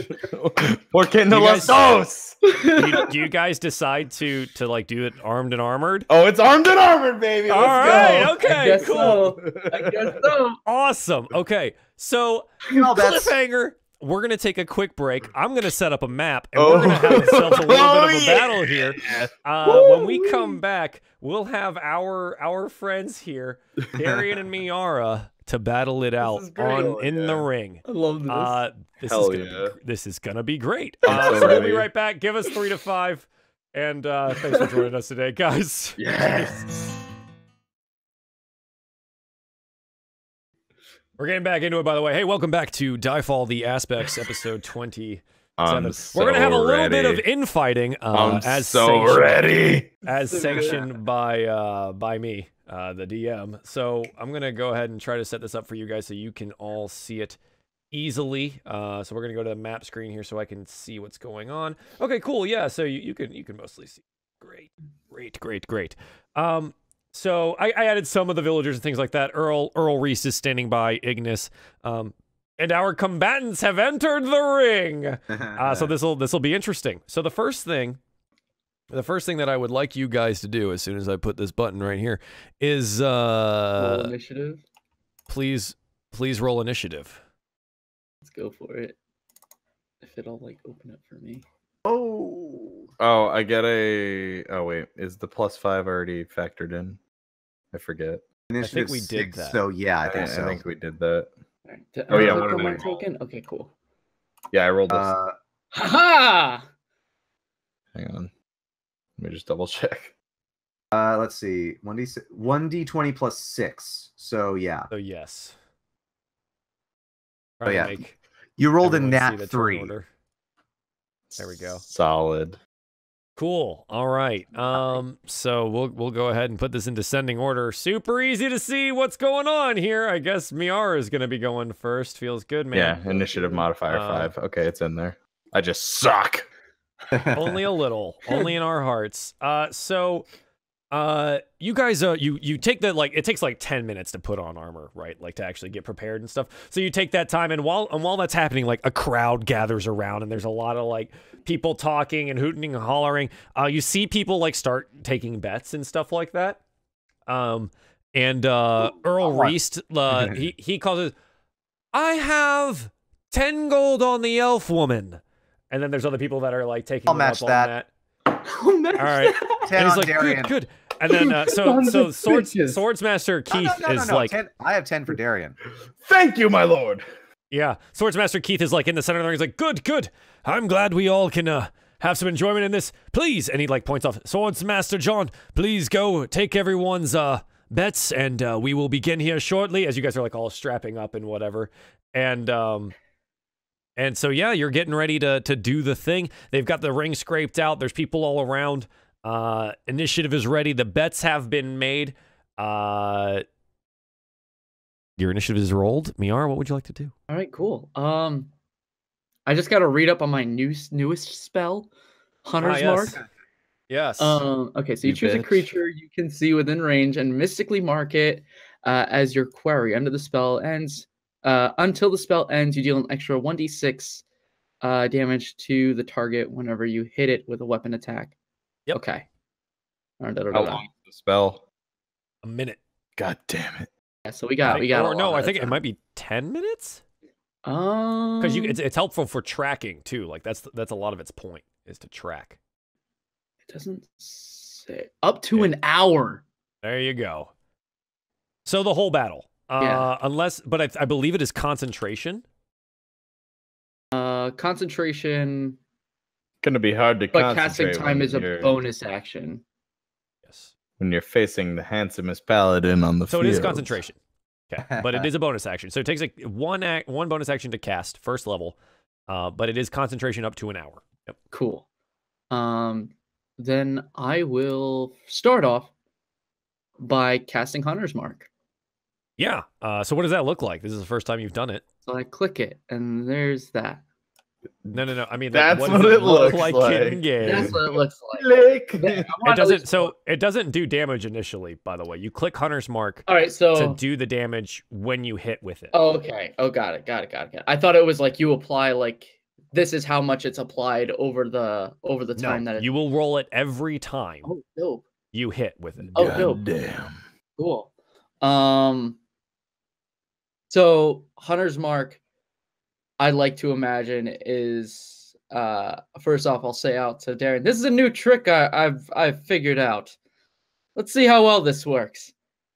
And so like there's like a glowing light, and then from like I'll like extend my hand out, and from that there's just a glowing light that shoots out and puts like a bright like cross or X on his onto onto him, onto like his Sure. chest. Yeah. So it marks him, and then fades away because it's not going to just obviously emit light forever. But he is currently marked. Yeah. So there's the hand is extended. There's a mark that applies to you, and you have been marked. All right. And then let's see. Let me just measure. Is it inside me? Maybe. God. Oh, easy. I can move up to 45 feet. So I'm gonna run right up to him, right to this bad boy. Yeah. Hello. Sure. And I'm gonna go start off with that short sword attack. 21. 21. Does that hit? Yeah, that fucking beats my armor class by 1. Yep. That was like All the right. one saving grace I had. So, So 4. you roll the damage, and now because he is marked, you roll your hunter's mark damage. Gotcha. And Which is then 1d6. So Okay. 8 total damage from the first hit. So Miera comes sprinting across after having marked you and slashes through and finds a way past your defenses. Maybe you're like taken aback by how beautiful she looks as her hair flows behind her as she runs at you with such intensity. Never having thought that you'd see this in your life. So she strikes you and hits you for 8 total damage. cool. And then the follow-up strike because of dual wielding is 9. Nah, son. So that don't work. Yeah. So he snaps snapped to out his of it. senses and slams his shield against that sickle, and you're unable to find purchase All right. there. And because we're level 5, I get extra attack now, right? That's the thing. Whatever. So I think actually that sickle doesn't happen because that's technically your bonus action. Okay. Oh, Offhand true. is technically your bonus action. So doesn't matter. It doesn't hit anyways, but so you know, if you use your bonus action, you don't get the bonus action hit, but you do get to attack with your main hand twice. Okay. Okay. So your short sword can go again. Got it. Yeah. Jeez. 18. Yeah, this clangs off the shield as well, and is unable to find any way past the well armored portion of Darien. Okay. And Hell I'll back up slowly, just because, or back up because of it, because of mobile, and I made the hit. He can't hit You made me the with- hit, so he can't hit you back. So yeah, she flies in there at you, hits a flurry of blows at you, and then just dodges away backwards as you try to hit out with your retaliation, but you're unable to find her. You monster. Come at me, I totally Darien. I forgot you had that mobile thing. That's Hell really yeah. good. Hell yeah, dude.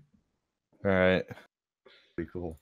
He's gonna blow me away. I'm coming for you, bitch. I got really low AC. This is why I didn't Dar- want to go armored. I'm doing this because I love you. Darien has a large magical weapon. This is gonna get interesting. Hell yeah. All right, Darien, what would you like to the do? Hammer? Yeah. Oh, hell yeah. Oh. I'm whipping out Hey. the javelin of lightning. I'm just decimate her. She's fried. No. Yeah. It also fries everyone behind her for 40 feet, just like Worth it. I wonder how All right. bitter. Arian, you just murdered that man. I'm just Worth it. curious about what's gonna happen here, and this will be. Oh, and that's the end. Of my Running turn. up. Yeah, that's the end. So Darien thunders towards you, the large armored man. He is, and what does he do? That's the last shot you'll take on me, Miera. Damn it. Warhammer 10. As you say that, she nimbly dodges out of the way of your strike. What is it with you and Nat 3s? Hell, that is whatever, a lot. Let's try it again. Ooh, that That's hit. a 20. Yeah, so your backswing connects. So go ahead and roll damage. That is 7 damage. Yeah. So yeah, it connects against your chest for 7 damage, knocking the air out of your lungs. 44 And you feel minus maybe 7. some of your ribs cracked on that one. Ah, that was a good blow, Darien. Well, you know me. Is there anything you'd like to? I'm You a have a good bonus action. blower. Wait. My turn's over. Is there a bonus action you Don't want to take think there? about or it, no? Darien. Just beat her.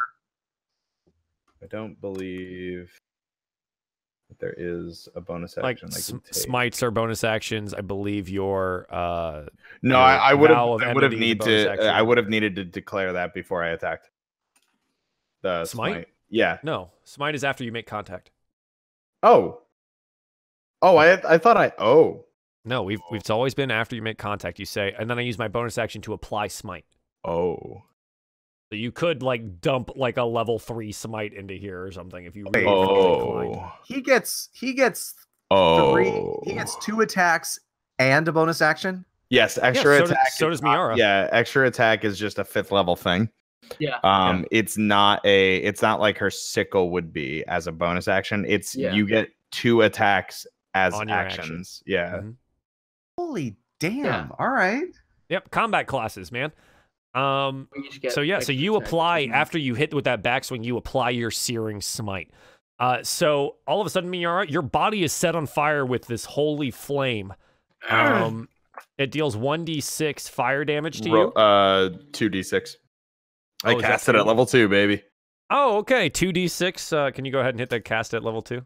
There you go. 2d6. So the fire then lights up on you and deals you 9 more radiant damage. So you take a total of 9 plus 7, so 16 damage. Okay. That burns Hello. a little bit. That burns a little bit. It burns a little bit. Yeah. You're on fire. Literally. So It burns. Oh, wow, this was It matches burns a my little. hair. Fiery Yeah. like my hair. Yeah. Yeah. I believe that's Darien's turn. Just remember, Miara, stop, drop, and roll. Go That was Darian. That's Darian's turn. I think I'll Wait. At the start of each turn, is it until the spell ends? Okay, yeah. Okay. I'll So playfully circle her. Sure. Okay. So Miara, please make a Constitution saving throw. Got it. Oh, I believe that a success. succeeds. Pick it off. You quickly pat out the holy flame on you. You force your way through it, and you're no longer on fire. So there's that. Cool. What's So- the DC for the con save? Just out of curiosity. Whatever your spell save DC is. So it's on your my spell save list. DC is 14. Okay, cool. Yeah, it's a 20, so I figured it was going to save. But Yeah, I did too. I just realized I was looking at the wrong area on the sheet. I Mhm. was trying to find it. So Miara, what would you like to do? Oh, also, you need to make a Constitution make 2 Constitution saving throws because it's separate damage. You just need to beat a 10 both times. Okay. I need to make another one. Oh, Got it. You need to make 2 more 2 more. Okay. because you have Wait. concentration up, so that's a crit. Oh, 1 more. And 10. it's 10. Okay, so yeah, so your Hunter's Mark is still applied. Got it. why This did you have to concentration make can't- 2? Because it was the hit and then the flame damage.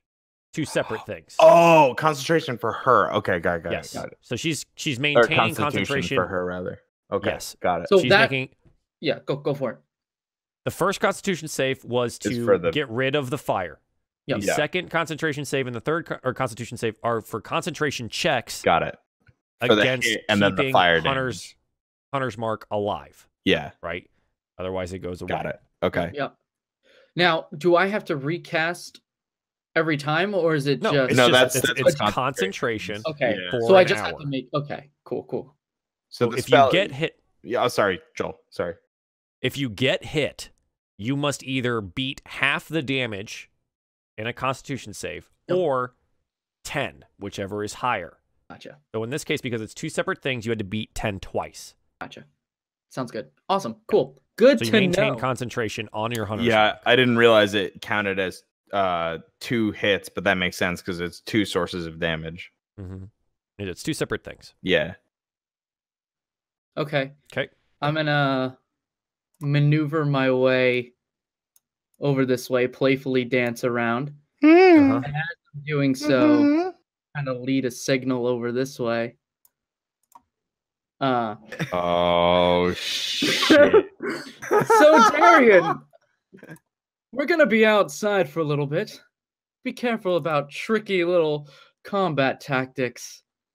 And I'm going to go out with my short sword again. 19. Yep, 19. I don't believe that hits. No, ma'am. Clangs again off the shield. Ah! No, ma'am. So that's your That was bonus the action. backhand, yep. Tricky combat. So you still have 1 more short sword. Yep. And can I, for this, because it is an extra attack, there's like a command Balmiar to run up? No, No? you don't have that yet. Okay. I wasn't sure if that was like an. Yeah, So I was it trying to takes- look it- for it. Okay. It takes your full action to give it to Balmir Gotcha. as of right now. Gotcha. So you've currently used one of your attacks from your attack action and your bonus action. So you have 1 more attack from your attack action. Let's go for it. Ha! 21. That'll hits. Roll damage. Yep. 8. 8 plus 1d6 for your hunter's mark. 4. 4. So 12 total damage to Darien as you find your way through in another flurry of blows. Where the fuck are these rolls when we're in combat?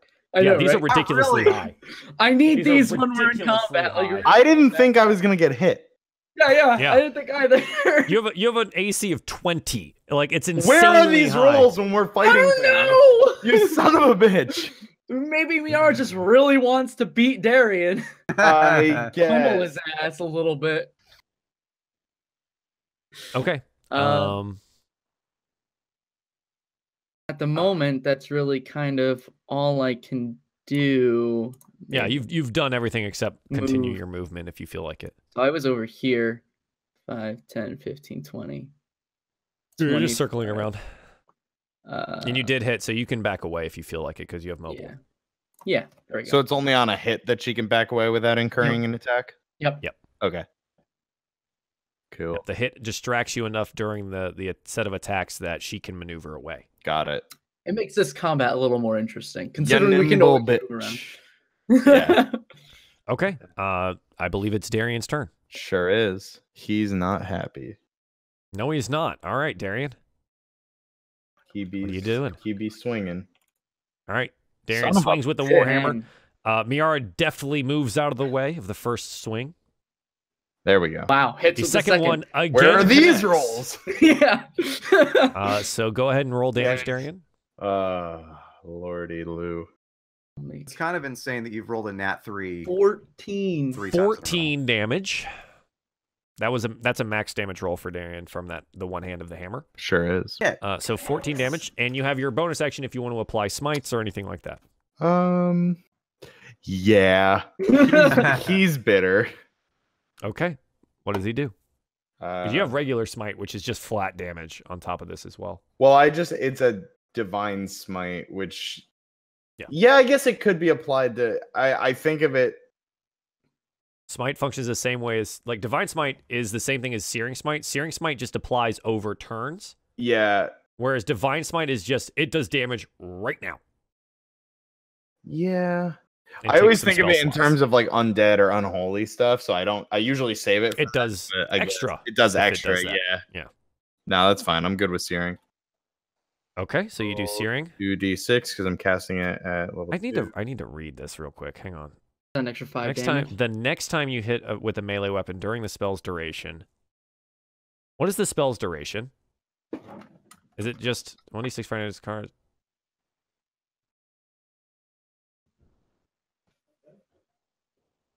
The attack deals the extra 1d6. Okay, and then on the start of the turn, they have to make con saves. I think the spell's duration for you're looking at searing. Yeah. I believe it's only when there's a successful save made. And then it ends. Oh wait, I'm sorry. If the creature can use an action to put out the flames, though, because on a successful save, the spell ends. If the target or a creature within 5 feet So of they it can use the uses action an to do it as well. action to put out the flames, So there's two ways to put it out. yes, you either Okay. you make the save or you spend your action. Sure. Like if you fail the save, you could still spend your action to put the flames out. Okay. How long Or does Searing Smite like last? When you look at the spell card, uh-huh. how long does it say that it lasts? If it was not like it just applied. It doesn't. I don't think. Am I wrong? It'll be like Concentration for 1 minute. Oh, I don't see that. Okay. I think we had to put this one physically in there because it wasn't in the compendium, so it might have been missed. Oh, there it is. Okay, concentration 1 minute. But it does end regardless when they make the Constitution saving throw. Okay. That's fine. Okay, so Miara, you take an additional 5 damage from the Yep. Searing Smite that is applied to you again. applied that already, and I gotta make Darien, my you have con some saves. movement left, but other than that, that is your turn. I do, but I'm okay. I gotta make Okay. con save. So Miara, yep, please make a Constitution saving throw. So this is for the fire. Does a 16 beat for the fire? Yes. Okay, so the flames go out again. Now make 2 more saves. One needs to be they have to be both have to be a 10. Yep. So you've maintained your hunter's mark again. I'm still a marky boy. Cool. You're still marked up. So could I do this? Is just because I want to clarify with like extra attack and stuff like that. Could I cast like Cure Wounds on myself and then follow up with extra attack? Or no, I'd have to do 2 attacks. So your attack, so you have an action, right? Your action is like, okay, I want to attack. Great. So now you get 2 of those at that level 5. Gotcha. But that doesn't mean that your spells are all of a sudden half an action. They still take a full action to cast, or unless they say bonus action. Right. I was just wondering if it was like, okay, you get your action and then extra attack.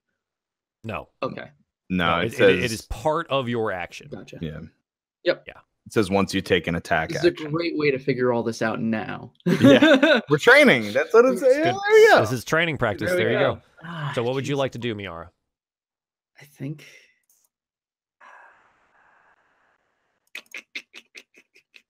Well, let me read up this spell really quick before anything. If I get a max roll 8, it's not leaving me with a lot. Because how much was that max damage? 14. Mm-hmm. It'd still be. I'd have my odds are low for that, but my odds are low just regardless of this. Oh boy! Oh boy! Curiosity. Oh, that's more than enough. We probably should have established ground rules of, hey, no magic and no panthers, but no one established any Nobody rules. established any rules. This is training. We just said full arms and armor. So Hell two yeah. adventurers enter, 1 adventurer leaves. Thunderdome. Ignis Dome. Walk Ignis over this way, guiding the guy. Because this is actually probably my best shot. You bitch. You sneaky bitch. He still has to beat your AC. Yeah, he still has to beat the AC. But if he does... And the strength saving throw. Yeah. Yeah. He is all of a sudden there, though, so that helps, but... Yeah. Jeez. Yeah, and whistle out to Balmiar, who is gonna run up, getting that extra distance, because that was from here. That was at least 20 feet. Yep. And he's gonna go out with a claw attack. Okay, he's gonna attempt to pounce, right? Attempt to pounce. Hell yeah. Okay, so go ahead and make the claw attack. 25. Ah! The claw attack hits, so go ahead and roll for claw. 7 slashing. 7 slashing. And then Darien, you need to make a strength saving throw. What is the DC for it? For pounce? Hold on. Let me just scroll down a sec. DC 12 strength saving throw. So it's not that bad. A 9. Darien is knocked prone. That's dirty! Beware out As there. he's on the ground. And now that you're on the ground, the panther can take a bonus action to bite. Yep. So go ahead and make bite. 8. It's 18 because technically you're on the ground, so it has advantage on the attack. Still but doesn't. It still doesn't hit. No. Yeah. So regardless, he like clamps down into your shield or something like that, and you have a panther on top of you now. Oh, so we're using panthers. Yep. So Balmir has like bounded out through the crowd. Miara has moved to the other side, so Darien's turned around. So basically, Balmir just hits him blindside, knocks him over, attacks him, and is now on top of him. The crowd is, half of them, the ones that have bet for Darien, are like, this is cheating, that's unfair, cheating elf wench, and stuff like that. Whereas the ones that have bet on Miara are cheering, yeah, that's what Rangers are for, and, yeah, that kind of stuff. When you're on the wilds, Darien, you never know what to expect. Be on your guard at all times. As Darien's on the ground, almost getting his innards clawed out by a panther. Yes, that's what's happening. Darien, what would you like to do? So what are my options here? Well, so is he on top of me? Can you post pounce in the chat real quick for me? Yeah. Because that's what I want to find out as well, Darien. Ignis is just going to shout out, Miara, if he breathes fire, that's cheating. You can't do that anymore. Not until you build something. Yeah, so something to he's your not on pet, or- top of you. He's just Okay. knocked Right. you over. So is it an action or half my movement to get up? Half move to stand up. Thank God. I wish it was action. All right. yes, Yeah, I bet you do. That'd be way too good, and you guys would That'd have be died so real long ago broken. if that was the we case. would have. Do you know how many Yeah. things knocked us over? You would be so dead. I'm gonna spend half my movement to get up, Yep. I'll go ahead and remove that. and Sitting back watching this. I'm attacking Miara. Fuck. What is it with Have a your 10 on the attack. first swing? What did it do?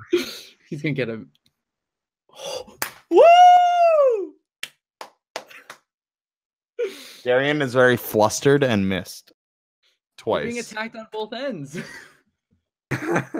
Yeah, so Darien, you miss both attacks. I Damn, double also team. need you to make a Constitution saving throw. Oh, because it's concentrate. Well, Oh no, it's gone She- because she made hers. yeah, she made hers. You're fine. Fixed it. Yeah. Okay. That's what I'm gonna back up. Not enough to incur attacks, but so that I Yeah, see so both you're of right them. And Okay. I say to Miara, call him off. That's cheating. Look, this is sparring for the real world, Darien. There's no cheating in the real world. But if he breathes fire, that's cheating. He's not gonna breathe fire. We both say he's not gonna breathe fire. yeah. Balmiar even turns around and is like, "Roar." Actually, I can kind of picture Balmier thinking, I could breathe fire if I want. I could do it if I wanted to. If I tried real hard, I could Coughs do up a it. hairball instead. Yeah. Okay, Darien, do That's- you have a bonus action you'd like to take? No. Can't now. I don't have anything. You don't have any other bonus action spells? No. I still need to roll concentration, right? Or no, because he didn't hit me. He has not Correct. hit you. So, So there's no concentration to be made. You just automatically keep it. Okay, Miara, what would you like to do? oh, you know what I'm doing. I don't. Well, I'm gonna hit him. That's why I ask. Well, I'm gonna hit him with my short sword attack. Not Smack do well. him. Oh no, Darien I'm is gonna try right, and again, now he's got smack him with this the Son of a sickle hits. fuck. So that's your bonus action. 5 slashing, plus Okay. 3. 3 for Hunter's Mark. You also have your second attack Yep. for. My main hand. So when we do this, Miara, can you please just do both of the main hand attacks and then do your bonus action? Because it's really weird for you to just go ahead and spend your bonus action. Gotcha. Yeah, no worries. I can do that. Yeah. I was just thinking in terms of like, okay, left, right, and then left again. But yeah, I can do that. Okay. No, she So was left-handed. sickle hits 8, oh my 23 for short sword hits. 3 plus your Hunter's Mark, 3, 6. I'm So- done. You're on the ground. So the panther hits, goes and claws out at Darien. Darien on the ground, swipes him away, gets back up, and then a flurry of blows from Miara, cuts and bruises and everything, knocks him out on the ground. Swordsmaster Keith runs in. That's it. It's done. It's done. Lady Miara is the winner. And then there's this crowd. The crowd just goes, woo! Yeah, woo! And there's so much cheering, and other people are like, she cheated! She cheated! And then everyone's super mad, and Earl Reese steps into the ring. And he goes, please, please, everybody, I believe we all well know how important Balmiar here is to Lady Miara and her ability to do to attack. I believe this is fully in her right to use him during a sparring match that never had any rules stipulated against it. Additionally, anyone who says otherwise, and he pulls out his hand and a giant broadsword materializes in it, Oh shit. can spar with me. And then he like drives the point into the ground, and everyone's just like, he's like, good. I believe the odds were 2-1 for Miara, so I think that's 20 gold for me. Ignis? Yes. Here you go. Yep. And so, like, Hey, as the points in the odds. ground, I wasn't told about the odds. well, yeah, the odds were 2-1 for Miara, and Darien was like a half, right? Because he was supposed to win based on the bets, because Oh. everyone knows Darien. So the broadsword or the great sword material like disappears. It like fades away and sparkles out of existence. And he collects his gold from Ignis and goes, "Oh, I appreciate that, my lord. Anytime you want to maybe have a round in the ring or bet against me again, you know where to find me." And he kind of walks off from the sparring grounds. Keith is over there and he's like, "Get me one of the clerics!" And like there's a guy in some robes and like some armor or whatever, and he kneels over Darien. And he like pumps you full of health. And Miera as well, you're attended by another cleric. He's like, "Please, let me attend to your wounds." And they like pump you full of healing. You guys are both max. So Darien, you come to, and there's this cleric over you, like dark black hair and like a goatee and whatever. And he's like, "Hello, Darien." How quickly between me being maxed and her being maxed? Like, is there time before they go to heal her? No, this is like at the same time. They had people on standby. There was like a crowd around, and Keith had definitely prepared for them to like be Never mind. because they know these are men of war. They know as soon as someone goes down, there's not a whole lot of time for someone to be saved, right? Oh no, I'm saying like 18 seconds to get to them. Yeah, but what I'm saying is like, am I attended to first and then her? Kind of simultaneously because it's two different people. But you come to and you're on the ground. There's a cleric there, and then the cleric is attending to Miera at the same time. Okay. I was going to stop the cleric for a moment, but that's fine. Okay. I mean, you can try to stop him. He's applying the healing. Can I just be like, "Wait"? Sure. And then I heal Miera myself. Sure. Why not? I'll expend all of my healing pool to give her 15 points and say, "One of us has to have some honor on the battlefield." Oh! Well, all right. That's cold. Oh. Is it a cloudy day? Because I just saw some shade being thrown around.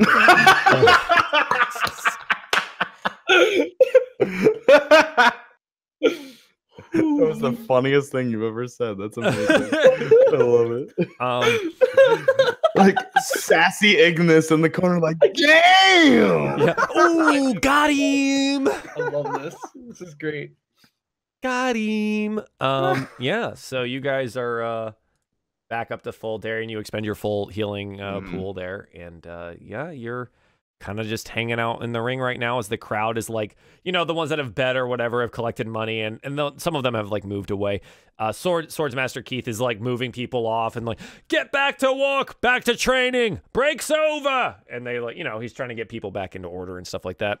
Earl Reist is somewhere. He's walked off. And yeah, you guys are kind of left alone in the ring. Just wander over. Owe me 20 gold, Darien.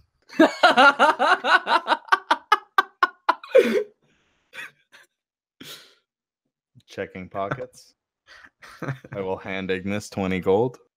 Not even a fight, just hands it over. Wow. I'll give Darien 10 gold back. I don't want your I'm partially gold. Responsible. Oh man. I'll refuse it. Yeah. Okay. Actually, I think I completely missed the fact that it was 2-to-1 odds on Miera. I probably would have tried to bet on her a little bit. But you had some made your bet. Side action, just like, huh? It was just basically like, yeah, they had taken the money and the odds were against Miera, right, to win, and so I mean the bets just happened. So, sorry, if you were going to try to cheat, then I'm sorry. No. It would have been like 10 on Darien and 5 on Miera. Ah, okay. Sorry. Just to cover the table, You sick fuck. You win some, you lose some. Yeah, exactly. All right. Do you two want to beat each other up some more, or should I go back and get back to my research? I'm going to the temple. I hope this helped clear your mind a bit, Darien. It will. Go runs away crying. No. Clank, clank, clank, clank. If you need me, I'll be in my chambers. Goes to the orgy in the back. Oh, my Lord Darien, how may we help you? Hold me. There, my lord, there. Please sit down in one of our plush pillows. And like they just start petting Darien's head. My poor lord. Thank you. There was a big cat and he just jumped on me. Yes, yes. Tell us all about the mean my elf lord. girl. She definitely cheated. Oh, great. Good. All right, then I'm gonna head back to my tent and continue my research. I think Yeah, I'm gonna go head for it. back to the mess hall or whatever, wherever anybody's eating. Get some strength back.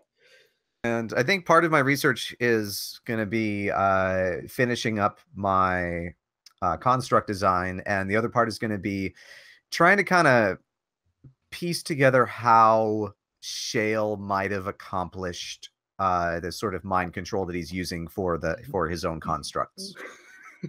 Sure. Go ahead and make an intelligence check. Heyo! Maybe I can actually do well on one of these intelligence checks. That would be amazing. Oh, Jesus. Okay. 17's good. So basically the construct portion is for your own, is just part of like your leveling and stuff like that. So that's always going to be a thing. These rolls are for like what you're trying to figure out, right? So yeah, you're able to kind of piece together that, okay, so it seems that he needs some kind of telepathic connection to each of these different like squads of constructs, that they are definitely not fully autonomous. So it could be possible to either take control of one of these these objects, or in destroying the objects, you would destroy the ability for these constructs to make decisions. So it's definitely something that you figured out. It's just a matter of figuring out what kind of device could I construct that would interfere with those signals. Okay. I don't even think something. Actually, my very next thought would be to utilize the sending stones, but I don't know if I would have to destroy them in order to figure out how they work. I mean, you understand how the sending spell works because you understand magic. Right. Okay. They're magically enchanted stones. That's all they are. They just Right. happen to be perfectly matched. That's part of the whole spell, right, for these stones. Right. Breaking them is not going to give you any other information than your identify spell already did. Okay. I'm actually just looking on my list of wondrous inventions and seeing if I even have anything that would even qualify as like a telepathy device. I don't think you have anything that would be external. The comprehending the Helm of Languages is possible. But I don't remember the full list of things, but I do remember Helm of Languages. I think that'd be the closest thing to you being able to communicate with a construct just based on what you know, but you don't have enough to like, for right now, you do not have enough to create some kind of thing. You don't have the materials, the spell, or the knowledge. Yeah, I figured I would create a similar headband, but it is something that you can definitely consider and you can start thinking about. Yeah. All right. And Okay. then that's it for me. That takes me through the day, I think. Yeah. You. So that was morning, right? So if there's anything else you want to do, or you want to spend all day going through this stuff, Pretty much. I don't think Ignis doesn't really have anything else to do before sure. things get prepared and we leave. Yeah. Okay. So Miera and Darien, Ignis has basically holed himself up at the writing desk in your guys' tent, and is just poring over notes, books, drawings, blueprints, and just muttering to himself all day. What would you like to do? I'm going to the temple. Yeah, okay. So you go to the Temple of Alis again, the rose red tents, and you enter the same the same acolyte is there. The lady of the house is there. Mm-hmm. And so her long black hair and like a differing dress. This time it's like it's off both shoulders and it kind of encircles around her neck and ties across the other side and stuff like that. Again, that same filmy, mostly see-through type of dress. Mm-hmm. But yeah, she's there and she greets you. Ah, my lord, 3 times already. How may we help you today? I'm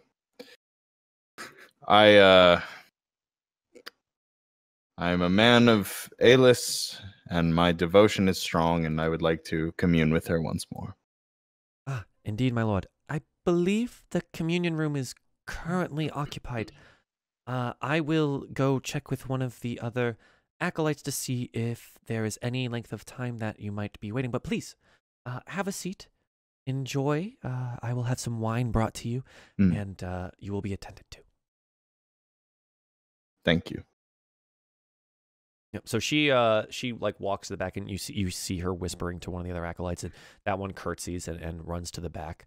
And yeah, so where would you like to be? What would you like to do? I mean, what's It's in the about- room that I'm in? Sure. It's about midday now. The room is almost as situated as it would otherwise. It's a lot of just like floor sitting arrangements, or like kind of propped up like bed type couches or whatever surrounding fold out or like folding tables, because as they would be for traveling for camps and stuff like that. Not a whole lot of permanence in any of this. Large water pipes at some of the tables, a large harp being played in the corner. And it seems today that whoever the harpist is being assisted by someone who is doing some singing. It seems very sparsely populated at this point in time. There's like 2 other people that are in the room.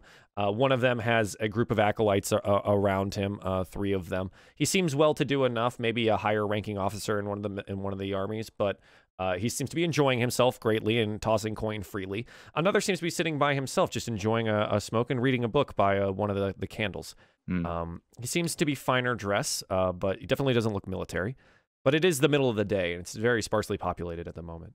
Is there any sort of like altar in the room, or no? The altar itself is the one that you've seen before. Okay. This is like just an opening area where an people would open either area. go and wait Okay. or take part in other aspects of Aelis's blessings. I guess I'll just try to, I guess, lose myself just listening to the song being played and relax and yeah, just wait. Sure. So you take a seat at maybe one of the cushion sets or something like that, and lean back, and you're still like all armored, right? Like you still have all of your stuff on. So you plop your heavy warhammer down somewhere, and you lean your shield up against it, and you kind of lean back and get as comfortable as you can in your chainmail. And as you sit there, and kind of lose yourself in the thought in the song, and it's a nice melody. You hear it as like it's one of the hymns of Aelis, but it's been up-tempoed a little bit. So it's a little faster than one of your general hymns, but you recognize the words. And it's basically about love lost and turning to Aelis to find love again. During your reverie, you're approached by one of the acolytes. It's the same blonde-haired girl that was using the singing bowl for when you were in the communion room, and she approaches you again, eyes downcast. She goes, My lord Darien, is there anything I may bring you? No, that's fine. Thank you. I'm enjoying the music. make an insight check. Sure. Where'd my sheet go? There it is. 15. Even in your like reverie, you notice that her look becomes a little bit dejected, even though she's not meeting your gaze. And she goes, "Oh, of course, my lord. I will check to see if the communion room is open for you." and she curtsies quickly and walks away.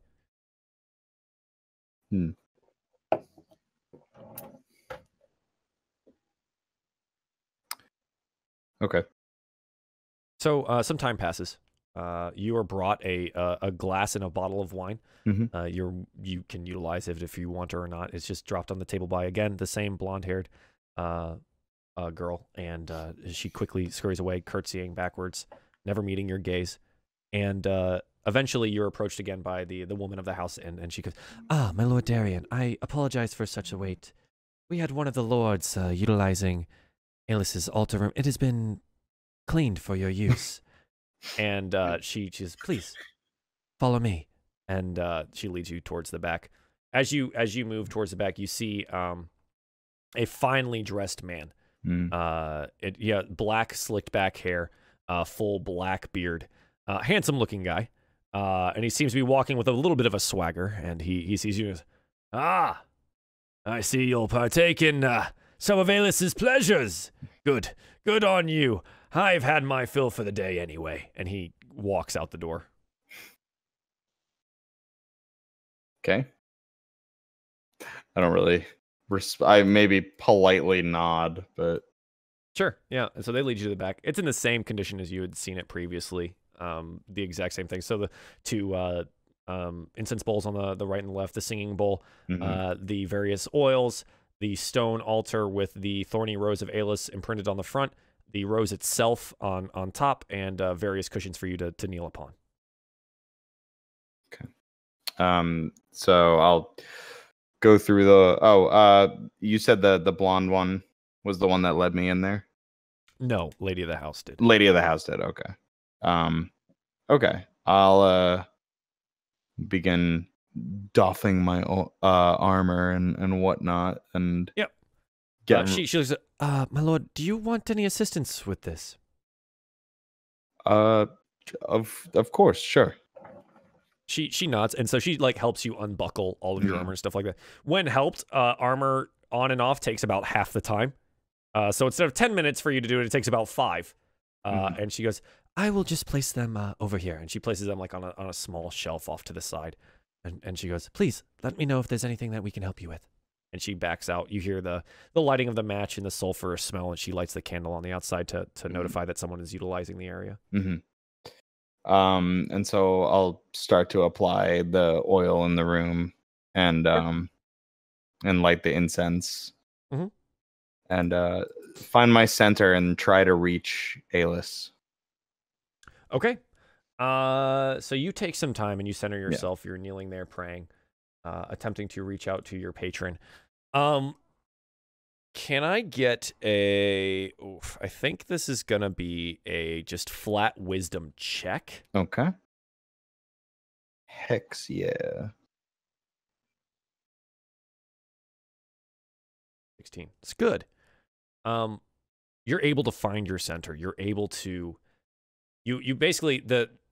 What's happened previously is that you find this center and you're there, and you look down and there's just this mirrored watered expanse, and like a single drop of water falls in, and as the ripples flow outwards, you see the rose petals that are in the mirrored pond, but nothing else coalesces. You kind of only get this image of basically being centered in like this mirrored expanse. The water continues to drop from some unknown location in this dark area, and you see the petals and you see your reflection, but the rest of the world that you know of, that you've seen Alis in, you're unable to completely connect to. You feel something behind you. And as you turn around in this trance-like dream where you've been able to connect before, all you see is the giant looming form of Karis and the white mask. Nothing is said. Nothing else happens, but you just see it, and it is there looming behind you as you look down into the reflection.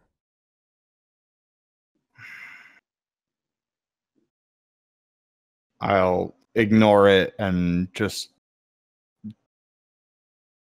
pray to Alis to give me a sign how I may reach her again. Okay.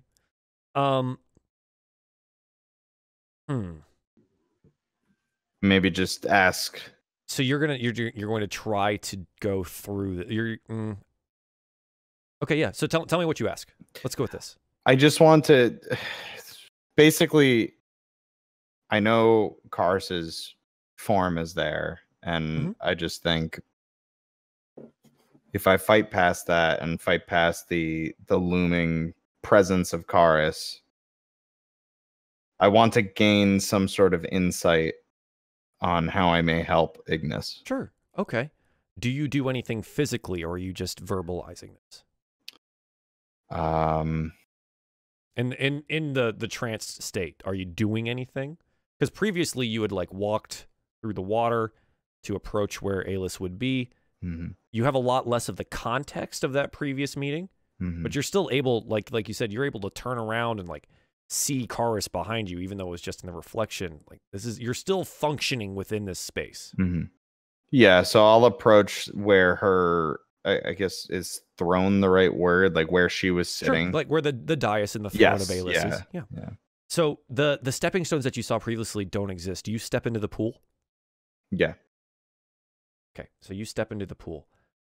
And immediately this cold, biting feeling happens against like your shin when you get in. The pool is it's very cold. It's like stepping into ice water, or like a mountain spring or something like that. But after a moment, it feels refreshing. But as you walk and like it ripples out, you see the rose petals kind of rise and fall on the ripples, and you move forward. the pool starts rising, and it gets up to your mid-thigh, and then to your waist. Do you continue? Yes. It goes up to your chest, and this time the cold is gripping against your lungs. Make a Constitution saving throw for me.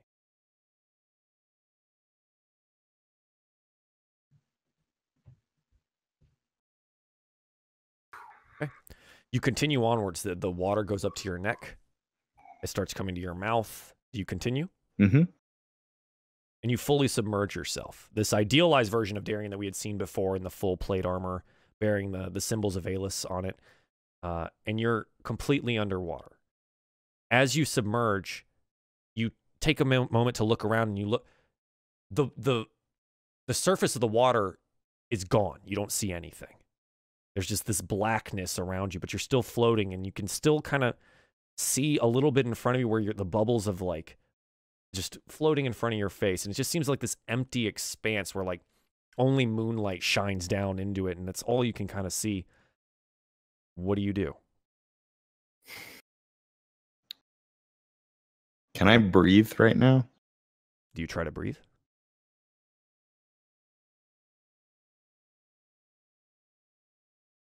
I tried to speak. You open your mouth and you attempt to make sound. And you can. What do you say? Say, my lady, where are you? The bubbles escape from you, but you feel like you don't ever have to inhale.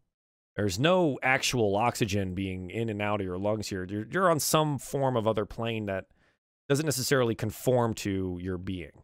Maybe an astral projection of yourself exists here, and you're finding this out slowly, which is good. You're able to speak, and you say, my lady, where are you? You hear no reply. What would you like to do?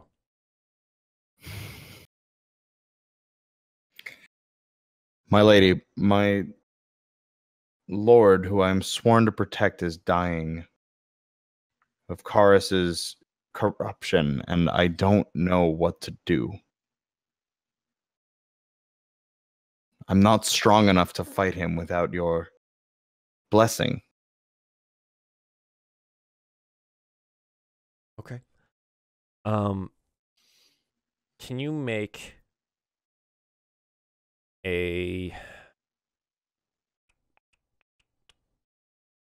Yeah, make a wisdom saving throw with advantage. Oh my god, these Are you tens. kidding me? These fucking That was a tens. nat 6. Okay. Interesting. That's crazy. You don't hear the voice of Alis at all. This darkness is starting to consume you, and it starts to really start to crush in and pressure you. The coldness of the water bears down upon you. And as it starts crushing your being, you close your eyes. And when you open them again, you're sitting at a table. In front of you is a set of die. And across on the other side is a shadowed form of a man wearing a hat. Can't necessarily tell who it is or what's happening, but you are sitting at a table in a dark, empty expanse. And there's a man sitting across from you. You hear words from the man. It seems you've found your way to my domain. Lucky for you. You might have some troubles, I think. How may fate help you? Yeah, I knew it. It was like, list of aspects. It's gotta be that boy. Fate.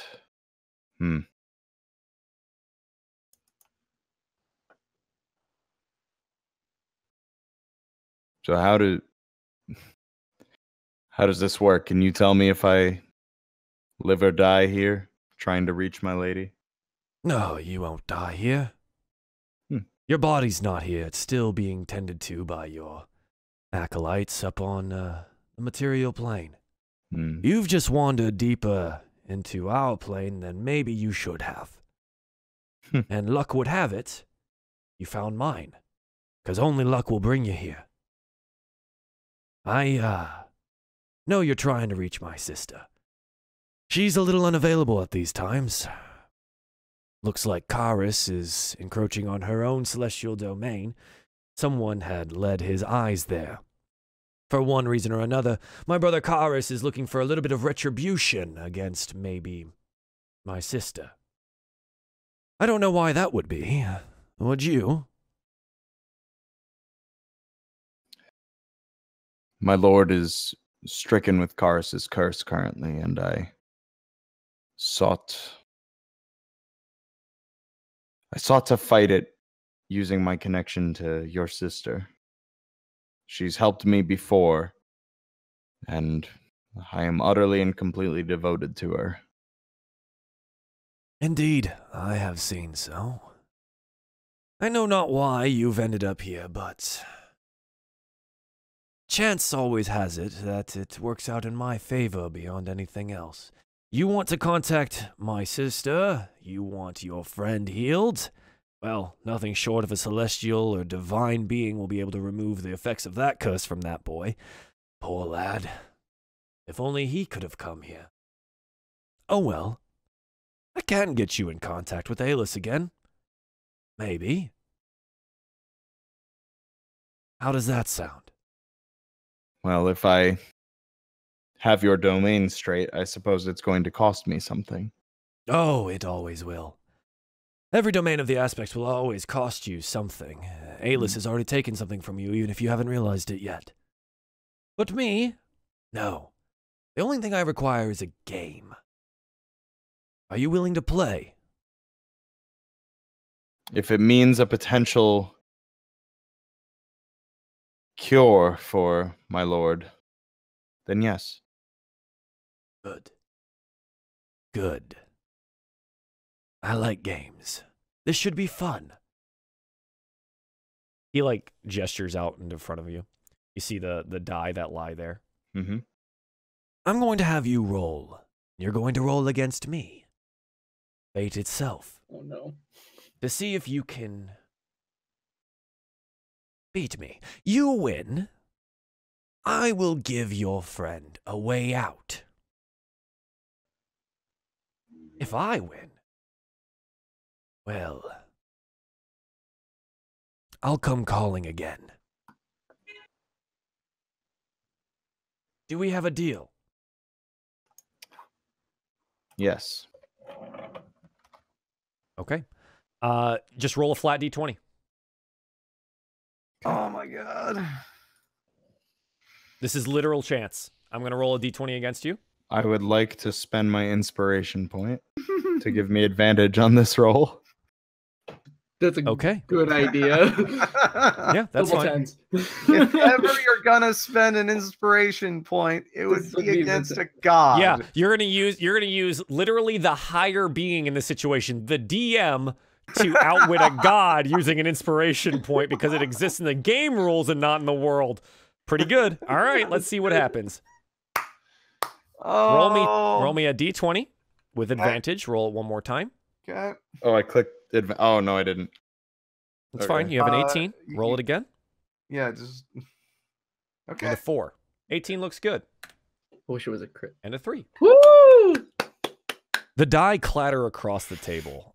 In our form, he's rolling like 3d6s or something like that, right? And they clatter across the table. And they don't have pips on them or anything. They just have symbols.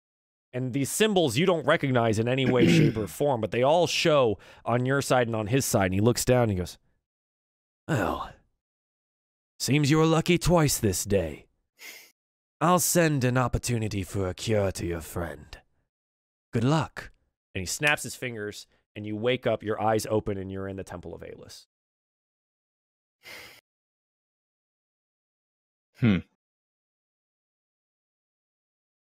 And then I guess I look behind me immediately to see if Karis is there. No. Empty room. You hear the soft playing of the harp from the other room. The blonde-haired girl that normally plays the singing bowl is not in the room, and all you can smell is the incense, and you can kind of hear the crackling of the fire from it. Other than that, it's silent. Okay. Well,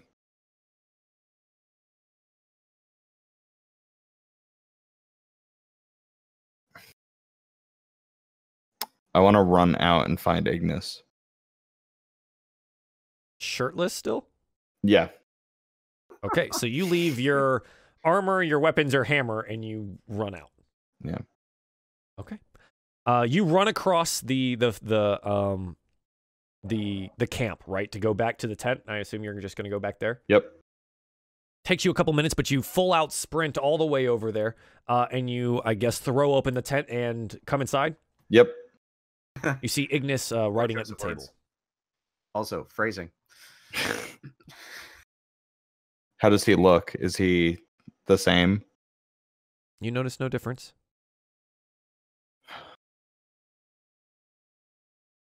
My lord. Yeah. Darien, I didn't see you come in. Also, do you work out? What? Yeah, Darien's like covered in oil and like rippling muscles are in front of you, and he's just like standing in the tent way, like steam coming off of him in the cold air. What? How fares your wound? Probably the same. Hasn't felt any different. I'll lift up my shirt and take a look. You've noticed now that since yesterday, the blackness of the skin has expanded a little more. It's almost imperceptible, but Ignis, you have a really high, like, just regular perception, right? So when you investigate the wound, you're like, shoot, that's expanded a little bit. The wound is still black and necrotized. Some like black fluid sometimes still escapes from it, but it still is just sore. It's not like you're not in any total pain, but it's hard to put out of your mind when it's there. Right. And then looking at it again and not being distracted while you're working on stuff, yeah, you feel pain, you feel soreness. Same as always. Tiny bit worse if we're going in terms of size, but otherwise fine. Why do you ask? No reason. I just realized I hadn't checked on you this morning, and I felt that I couldn't, in good consciousness. It's fine. Nothing. Never mind. And then I'll just leave. Picture Ignis staring at the door. Okay. Just Yeah, back to turns back to what he's doing. All right. Yeah, and Darien, you find yourself outside of the tent, a little chilly. Yeah. Nipples rigid. Yep. I guess I'll walk back to the temple, wondering if I just got got. Okay. Yeah, you go back to the temple. You are greeted there by Miriam, the lady of the house, and she, my lord, you had left so quickly. I'm glad you're back for your things. Please, we've prepared a side room for you to get ready. If you'd like assistance, I'm here. Yes, thank you. The woman who played the singing bowl yesterday, can you send her in? Liara. Yes. Of course. Yes. Please, I will get her, please. and she like gestures off to the side to like one of the side rooms and opens up the curtain. Your things are in there laying on the side, and there's like a bed in there. And after a moment, your Liara approaches in her head down. She's, my lord, Darien, you sent for me. Yes, I was hoping you could help me with this. She kind of moves her eyes up a little bit, and they widen a bit. And she, of course, my lord. I would be honored. And she helps you put the armor on. Mm-hmm. Tell me, have you felt anything strange in this temple since we came in yesterday with the Duke? She's like, as she's strapping up your armor, she thinks to herself for a moment. Well, not really, my lord. I haven't felt anything, though my connection with Alis has never been as strong as someone like you. I am just a low acolyte here. I'm not high enough up to even speak to her. I just do my best to take care of our patrons and excuse me, I'm rambling. No, I don't believe so. Are you devoted to her? Of course, my lord. Then you shouldn't think so low of your devotion. Whether or not you're a paladin or the lady of the house doesn't change the fact that you're devoted to Alis. Of course, my lord. I must have misspoke. No, not at all. I just don't want you to think that you are any less than somebody who may be a mighty warrior of Alis or anything. You kind of see like a small smile, and she's, Of course, my lord. I will do my best to not undervalue myself again. Good. And then I'll just I guess when my armor is on and everything, I'll dip out. okay. Yeah, so you basically got all the armor and stuff like that, and she curtsies deeply. And she goes, My lord, thank you, and thank you for asking for me. Have an excellent day. I hope to see you soon. I'm sure we will see each other again. Sure. And I'll leave. Yep. So you exit. Got your hammer at your side and your shield slung over your shoulder, and you're all armored up, and you're outside of the temple.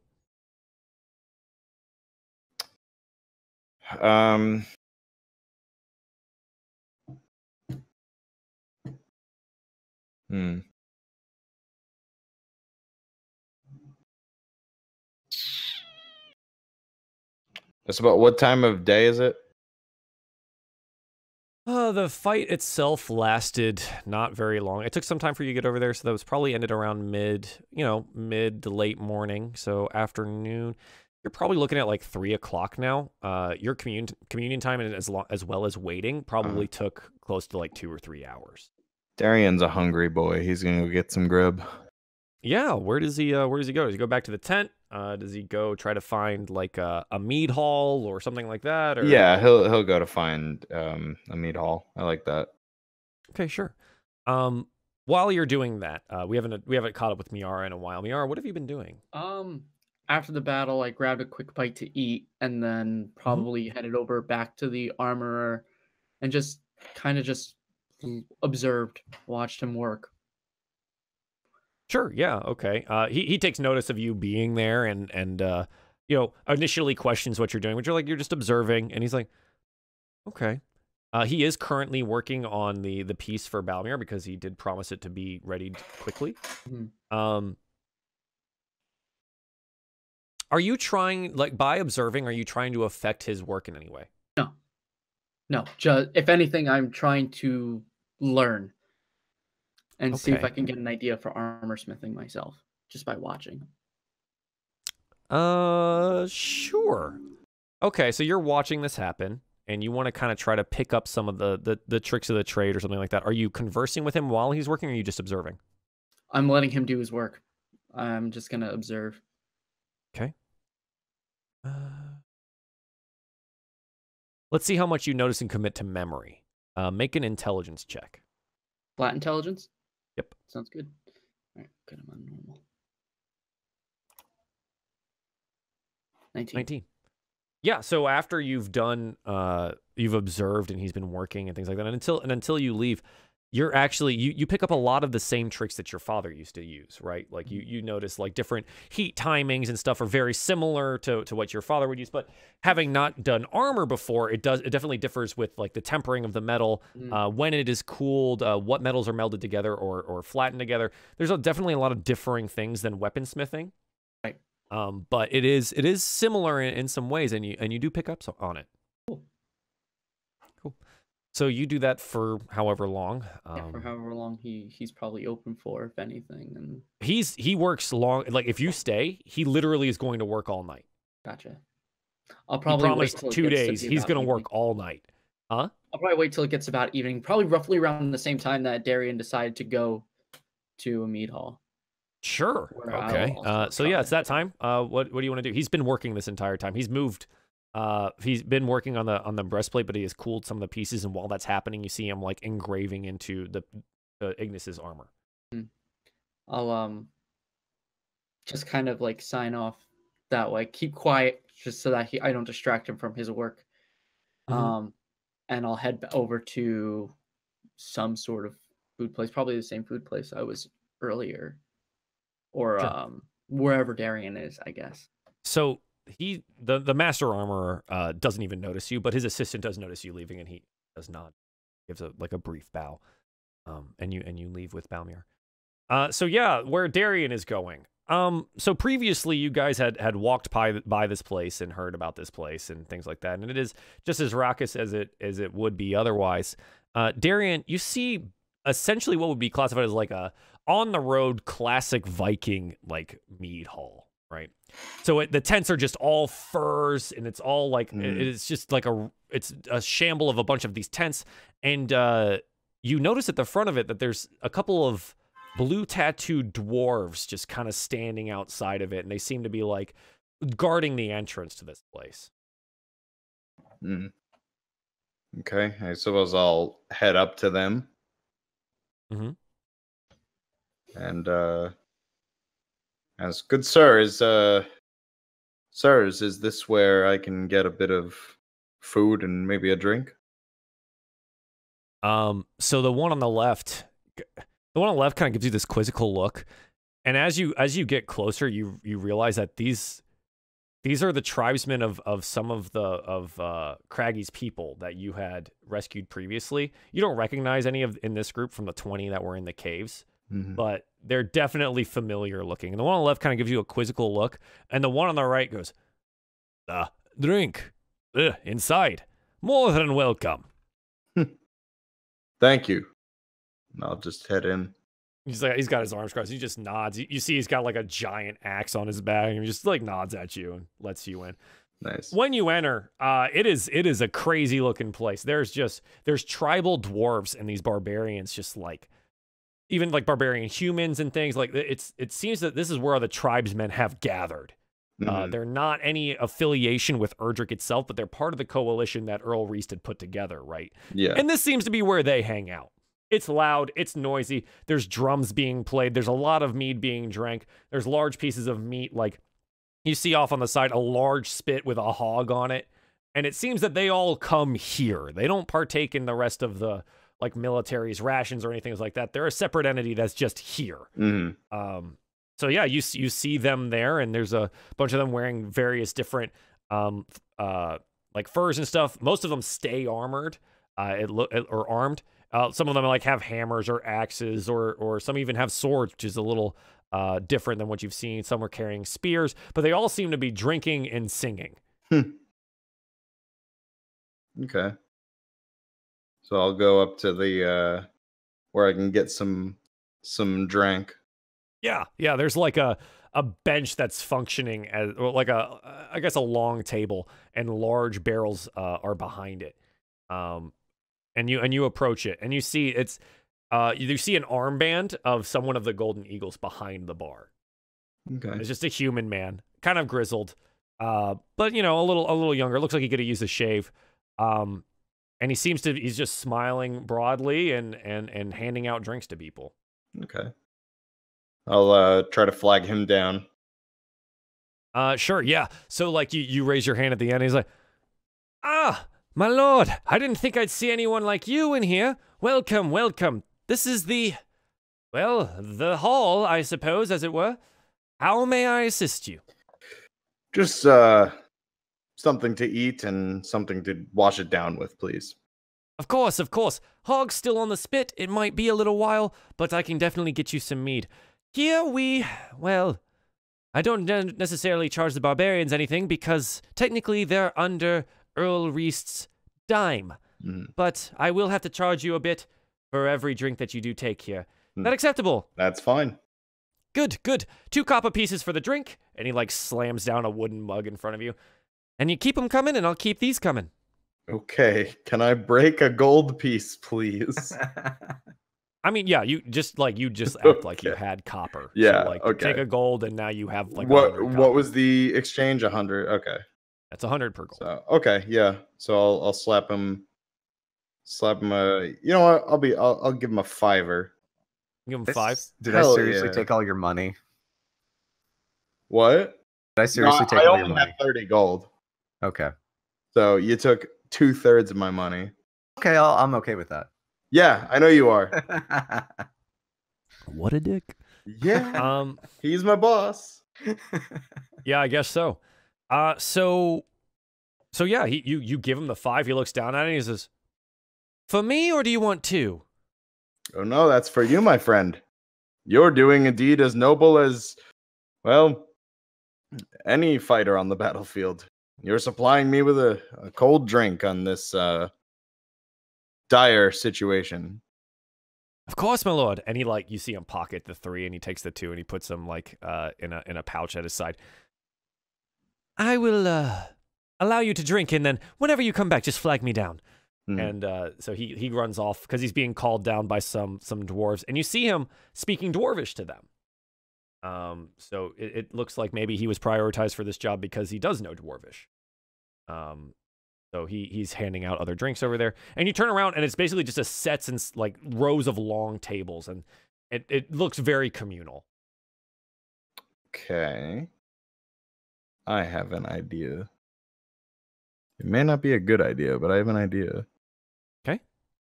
All right, I'll just patiently wait for my things. Yeah, sure. So you sit down at an empty side of the table or something like that? Yeah.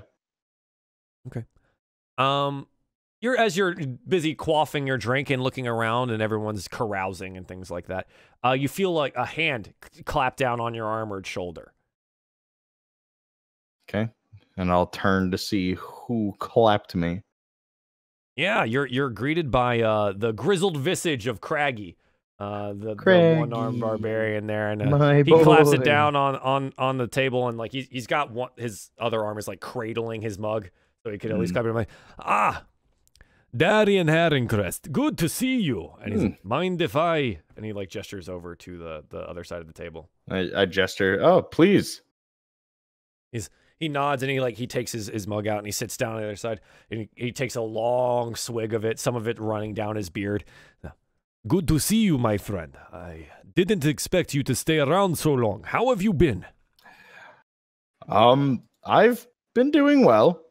We're just taking a rest after being on the road for so long. You understand. He leans forward a little bit. A rest?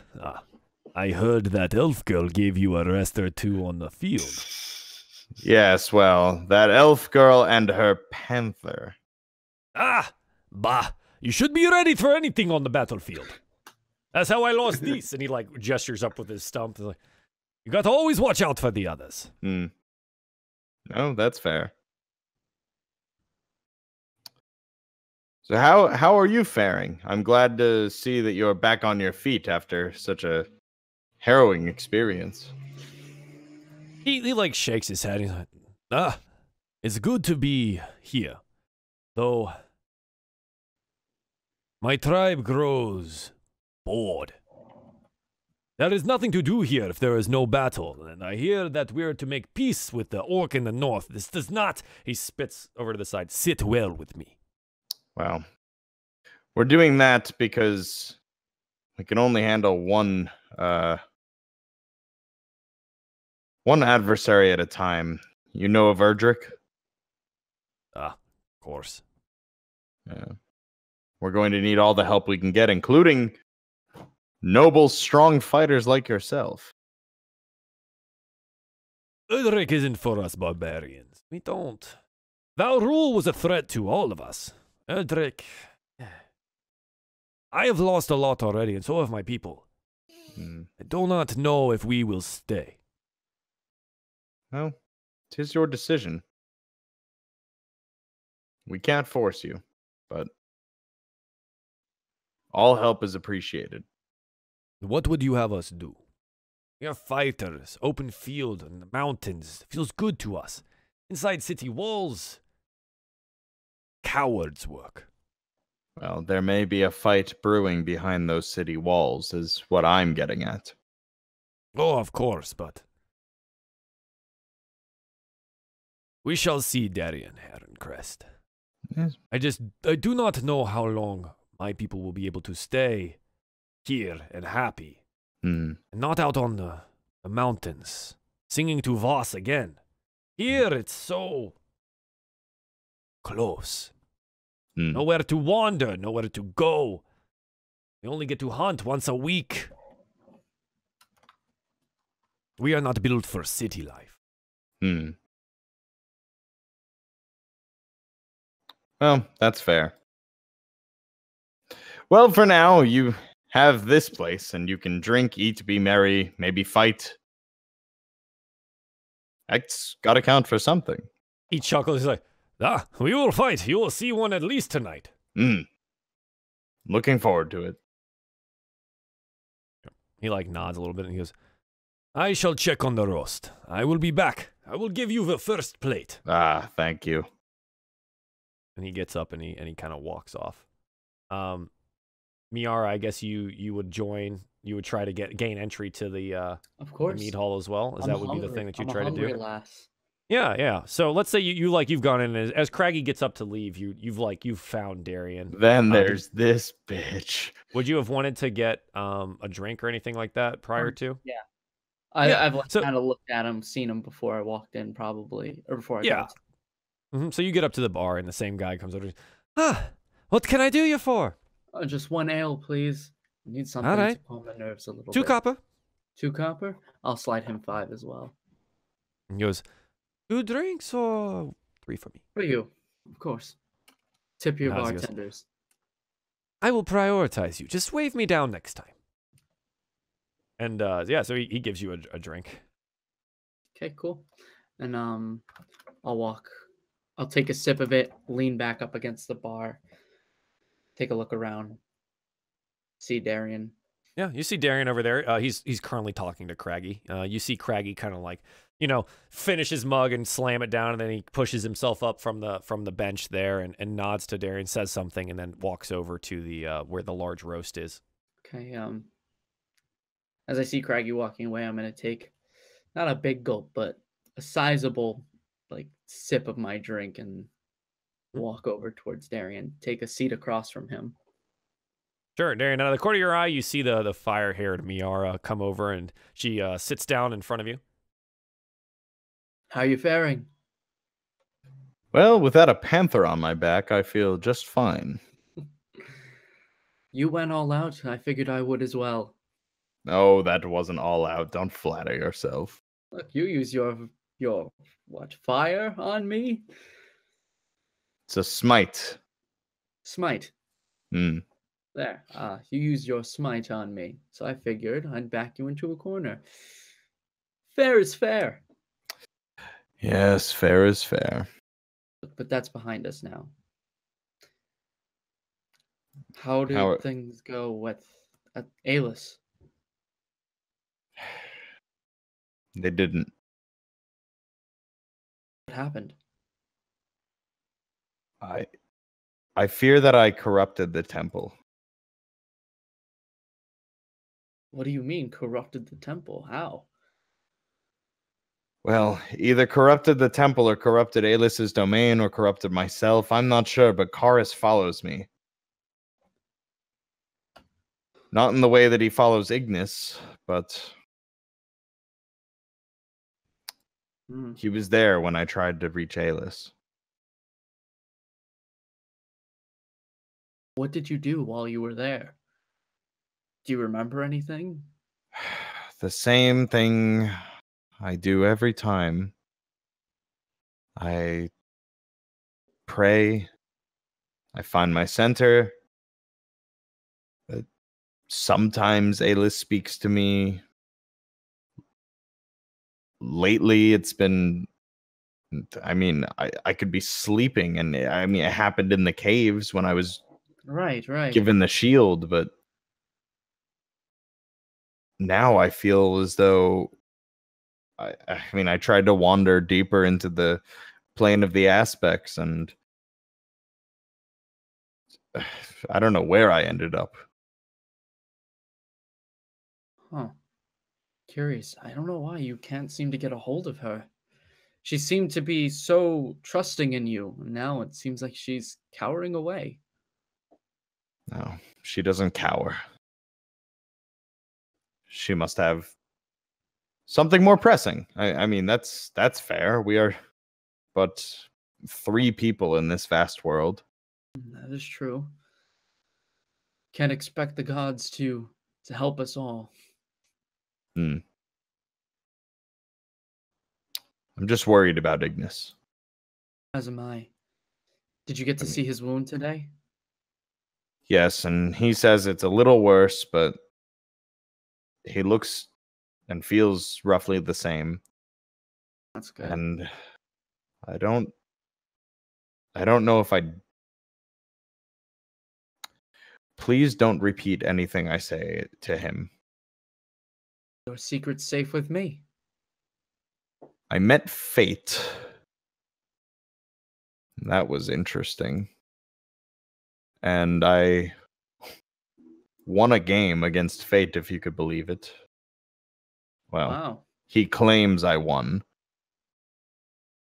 I don't trust anybody who's not A-list. The aspects all serve their own purpose. But he claims that he has a way, I won a way to rid Ignis of this curse, and it could be completely innocent. It could be a turn of phrase, like he strikes Ignis down and boom, technically he doesn't have a curse anymore. He's dead. I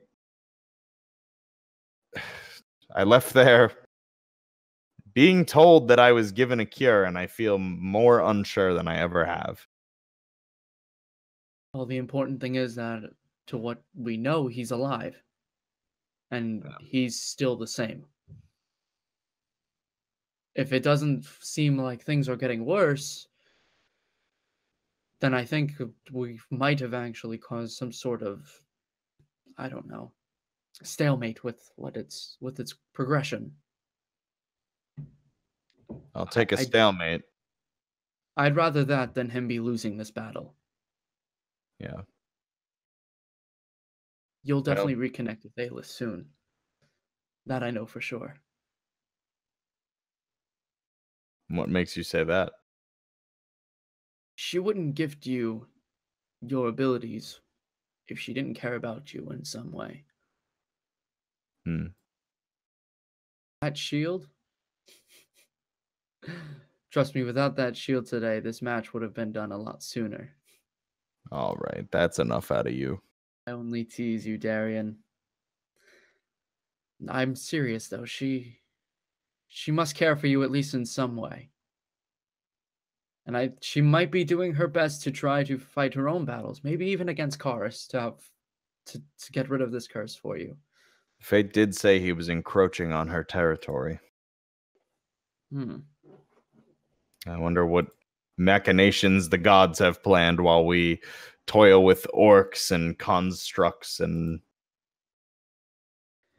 I don't know. Your guess is as good as mushrooms. Mine. Mushrooms, yes. Your guess is as good as mine. They must be fighting their own battles up there, considering there are many of them. They all can't agree at all times, I assume. Hmm. I mean, look at the three of us. How many times did we bicker while we were in that cave, trying to come up with decisions of what to do next? Yeah, but how many times did we come out of it? A stronger group than we entered. I think you've reached my point before I did. Well, I am the smart one. Sure. Darien, let me tell you something. Something that, I'll give you a little advice. Hmm. If you really want to make it somewhere with the people you care about, you might want to consider humbling yourself a little more. Why would I humble myself? You may be good at what you do, but it doesn't mean that you need to brag about it. People will know. They don't need your reassurance. Makes you look arrogant. Hmm. I'll take that into consideration. You're a great fighter, an even better man. And I know you don't need me to tell you this, but it's probably nice to hear once in a while. Well, There's nobody I would rather fight off an ogre with a bunch of farmers or attempt to than you. So likewise, you're a excellent fighter and an excellent oh well, not.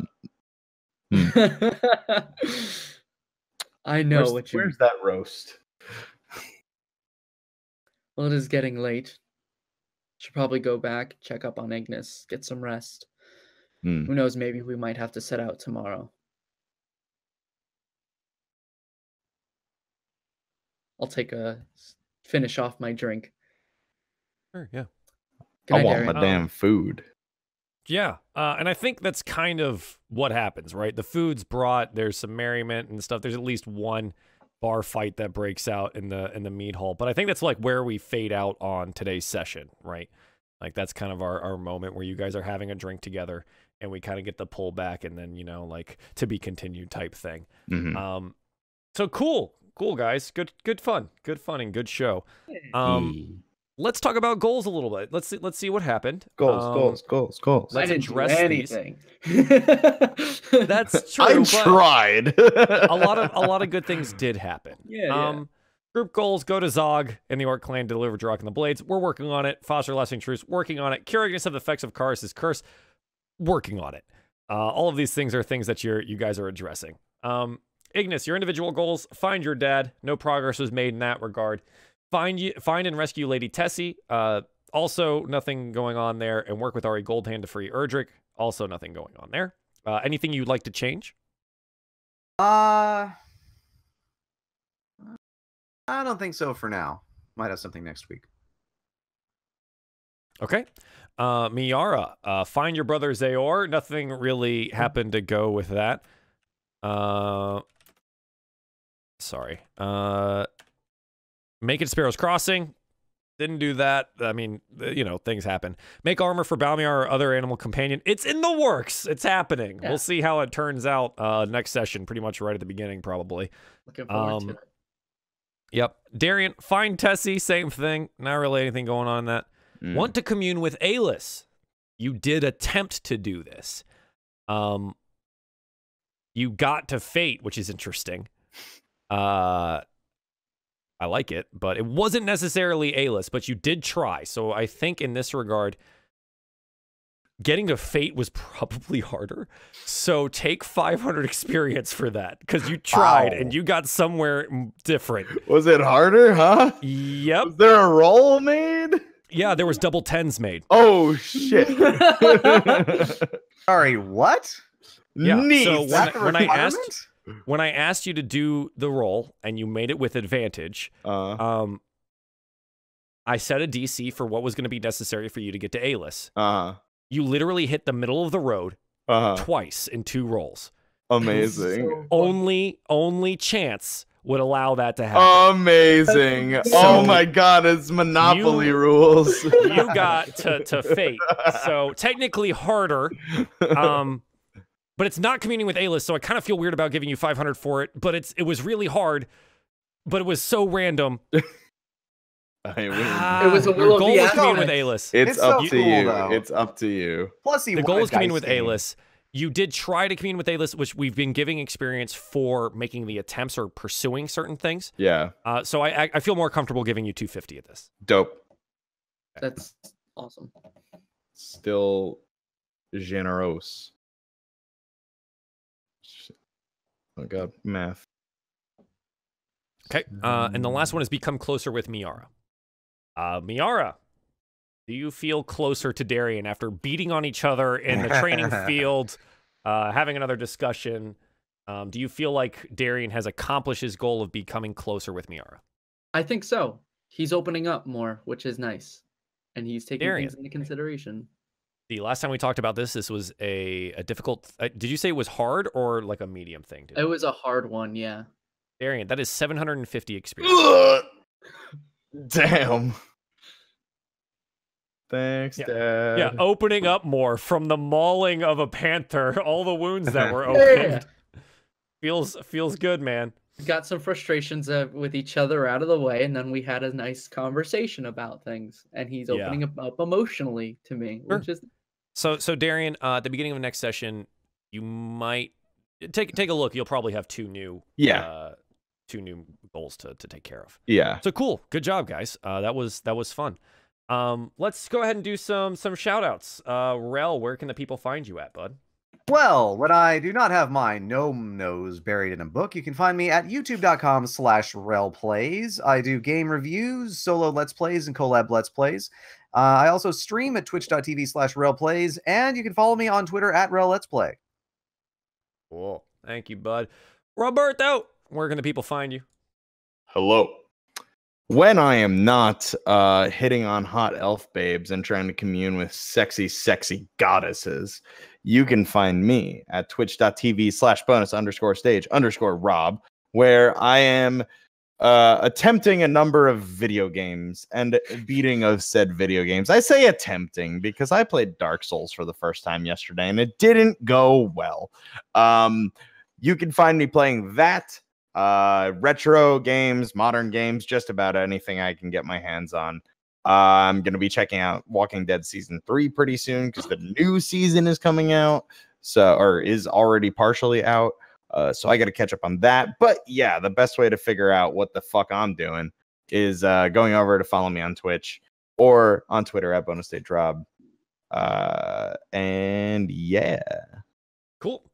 Professor Sacro, where can the people find you? well, when I'm not actually hitting handsome paladins and deeming up on them, Whatever. you can find me on twitch.tv/prof_sacrum, where I play a plethora of Pokemon games. I'm currently playing through Pokemon Crystal, working on to complete the national decks for the most recent Ultra Sun and Ultra Moon by going up the generations.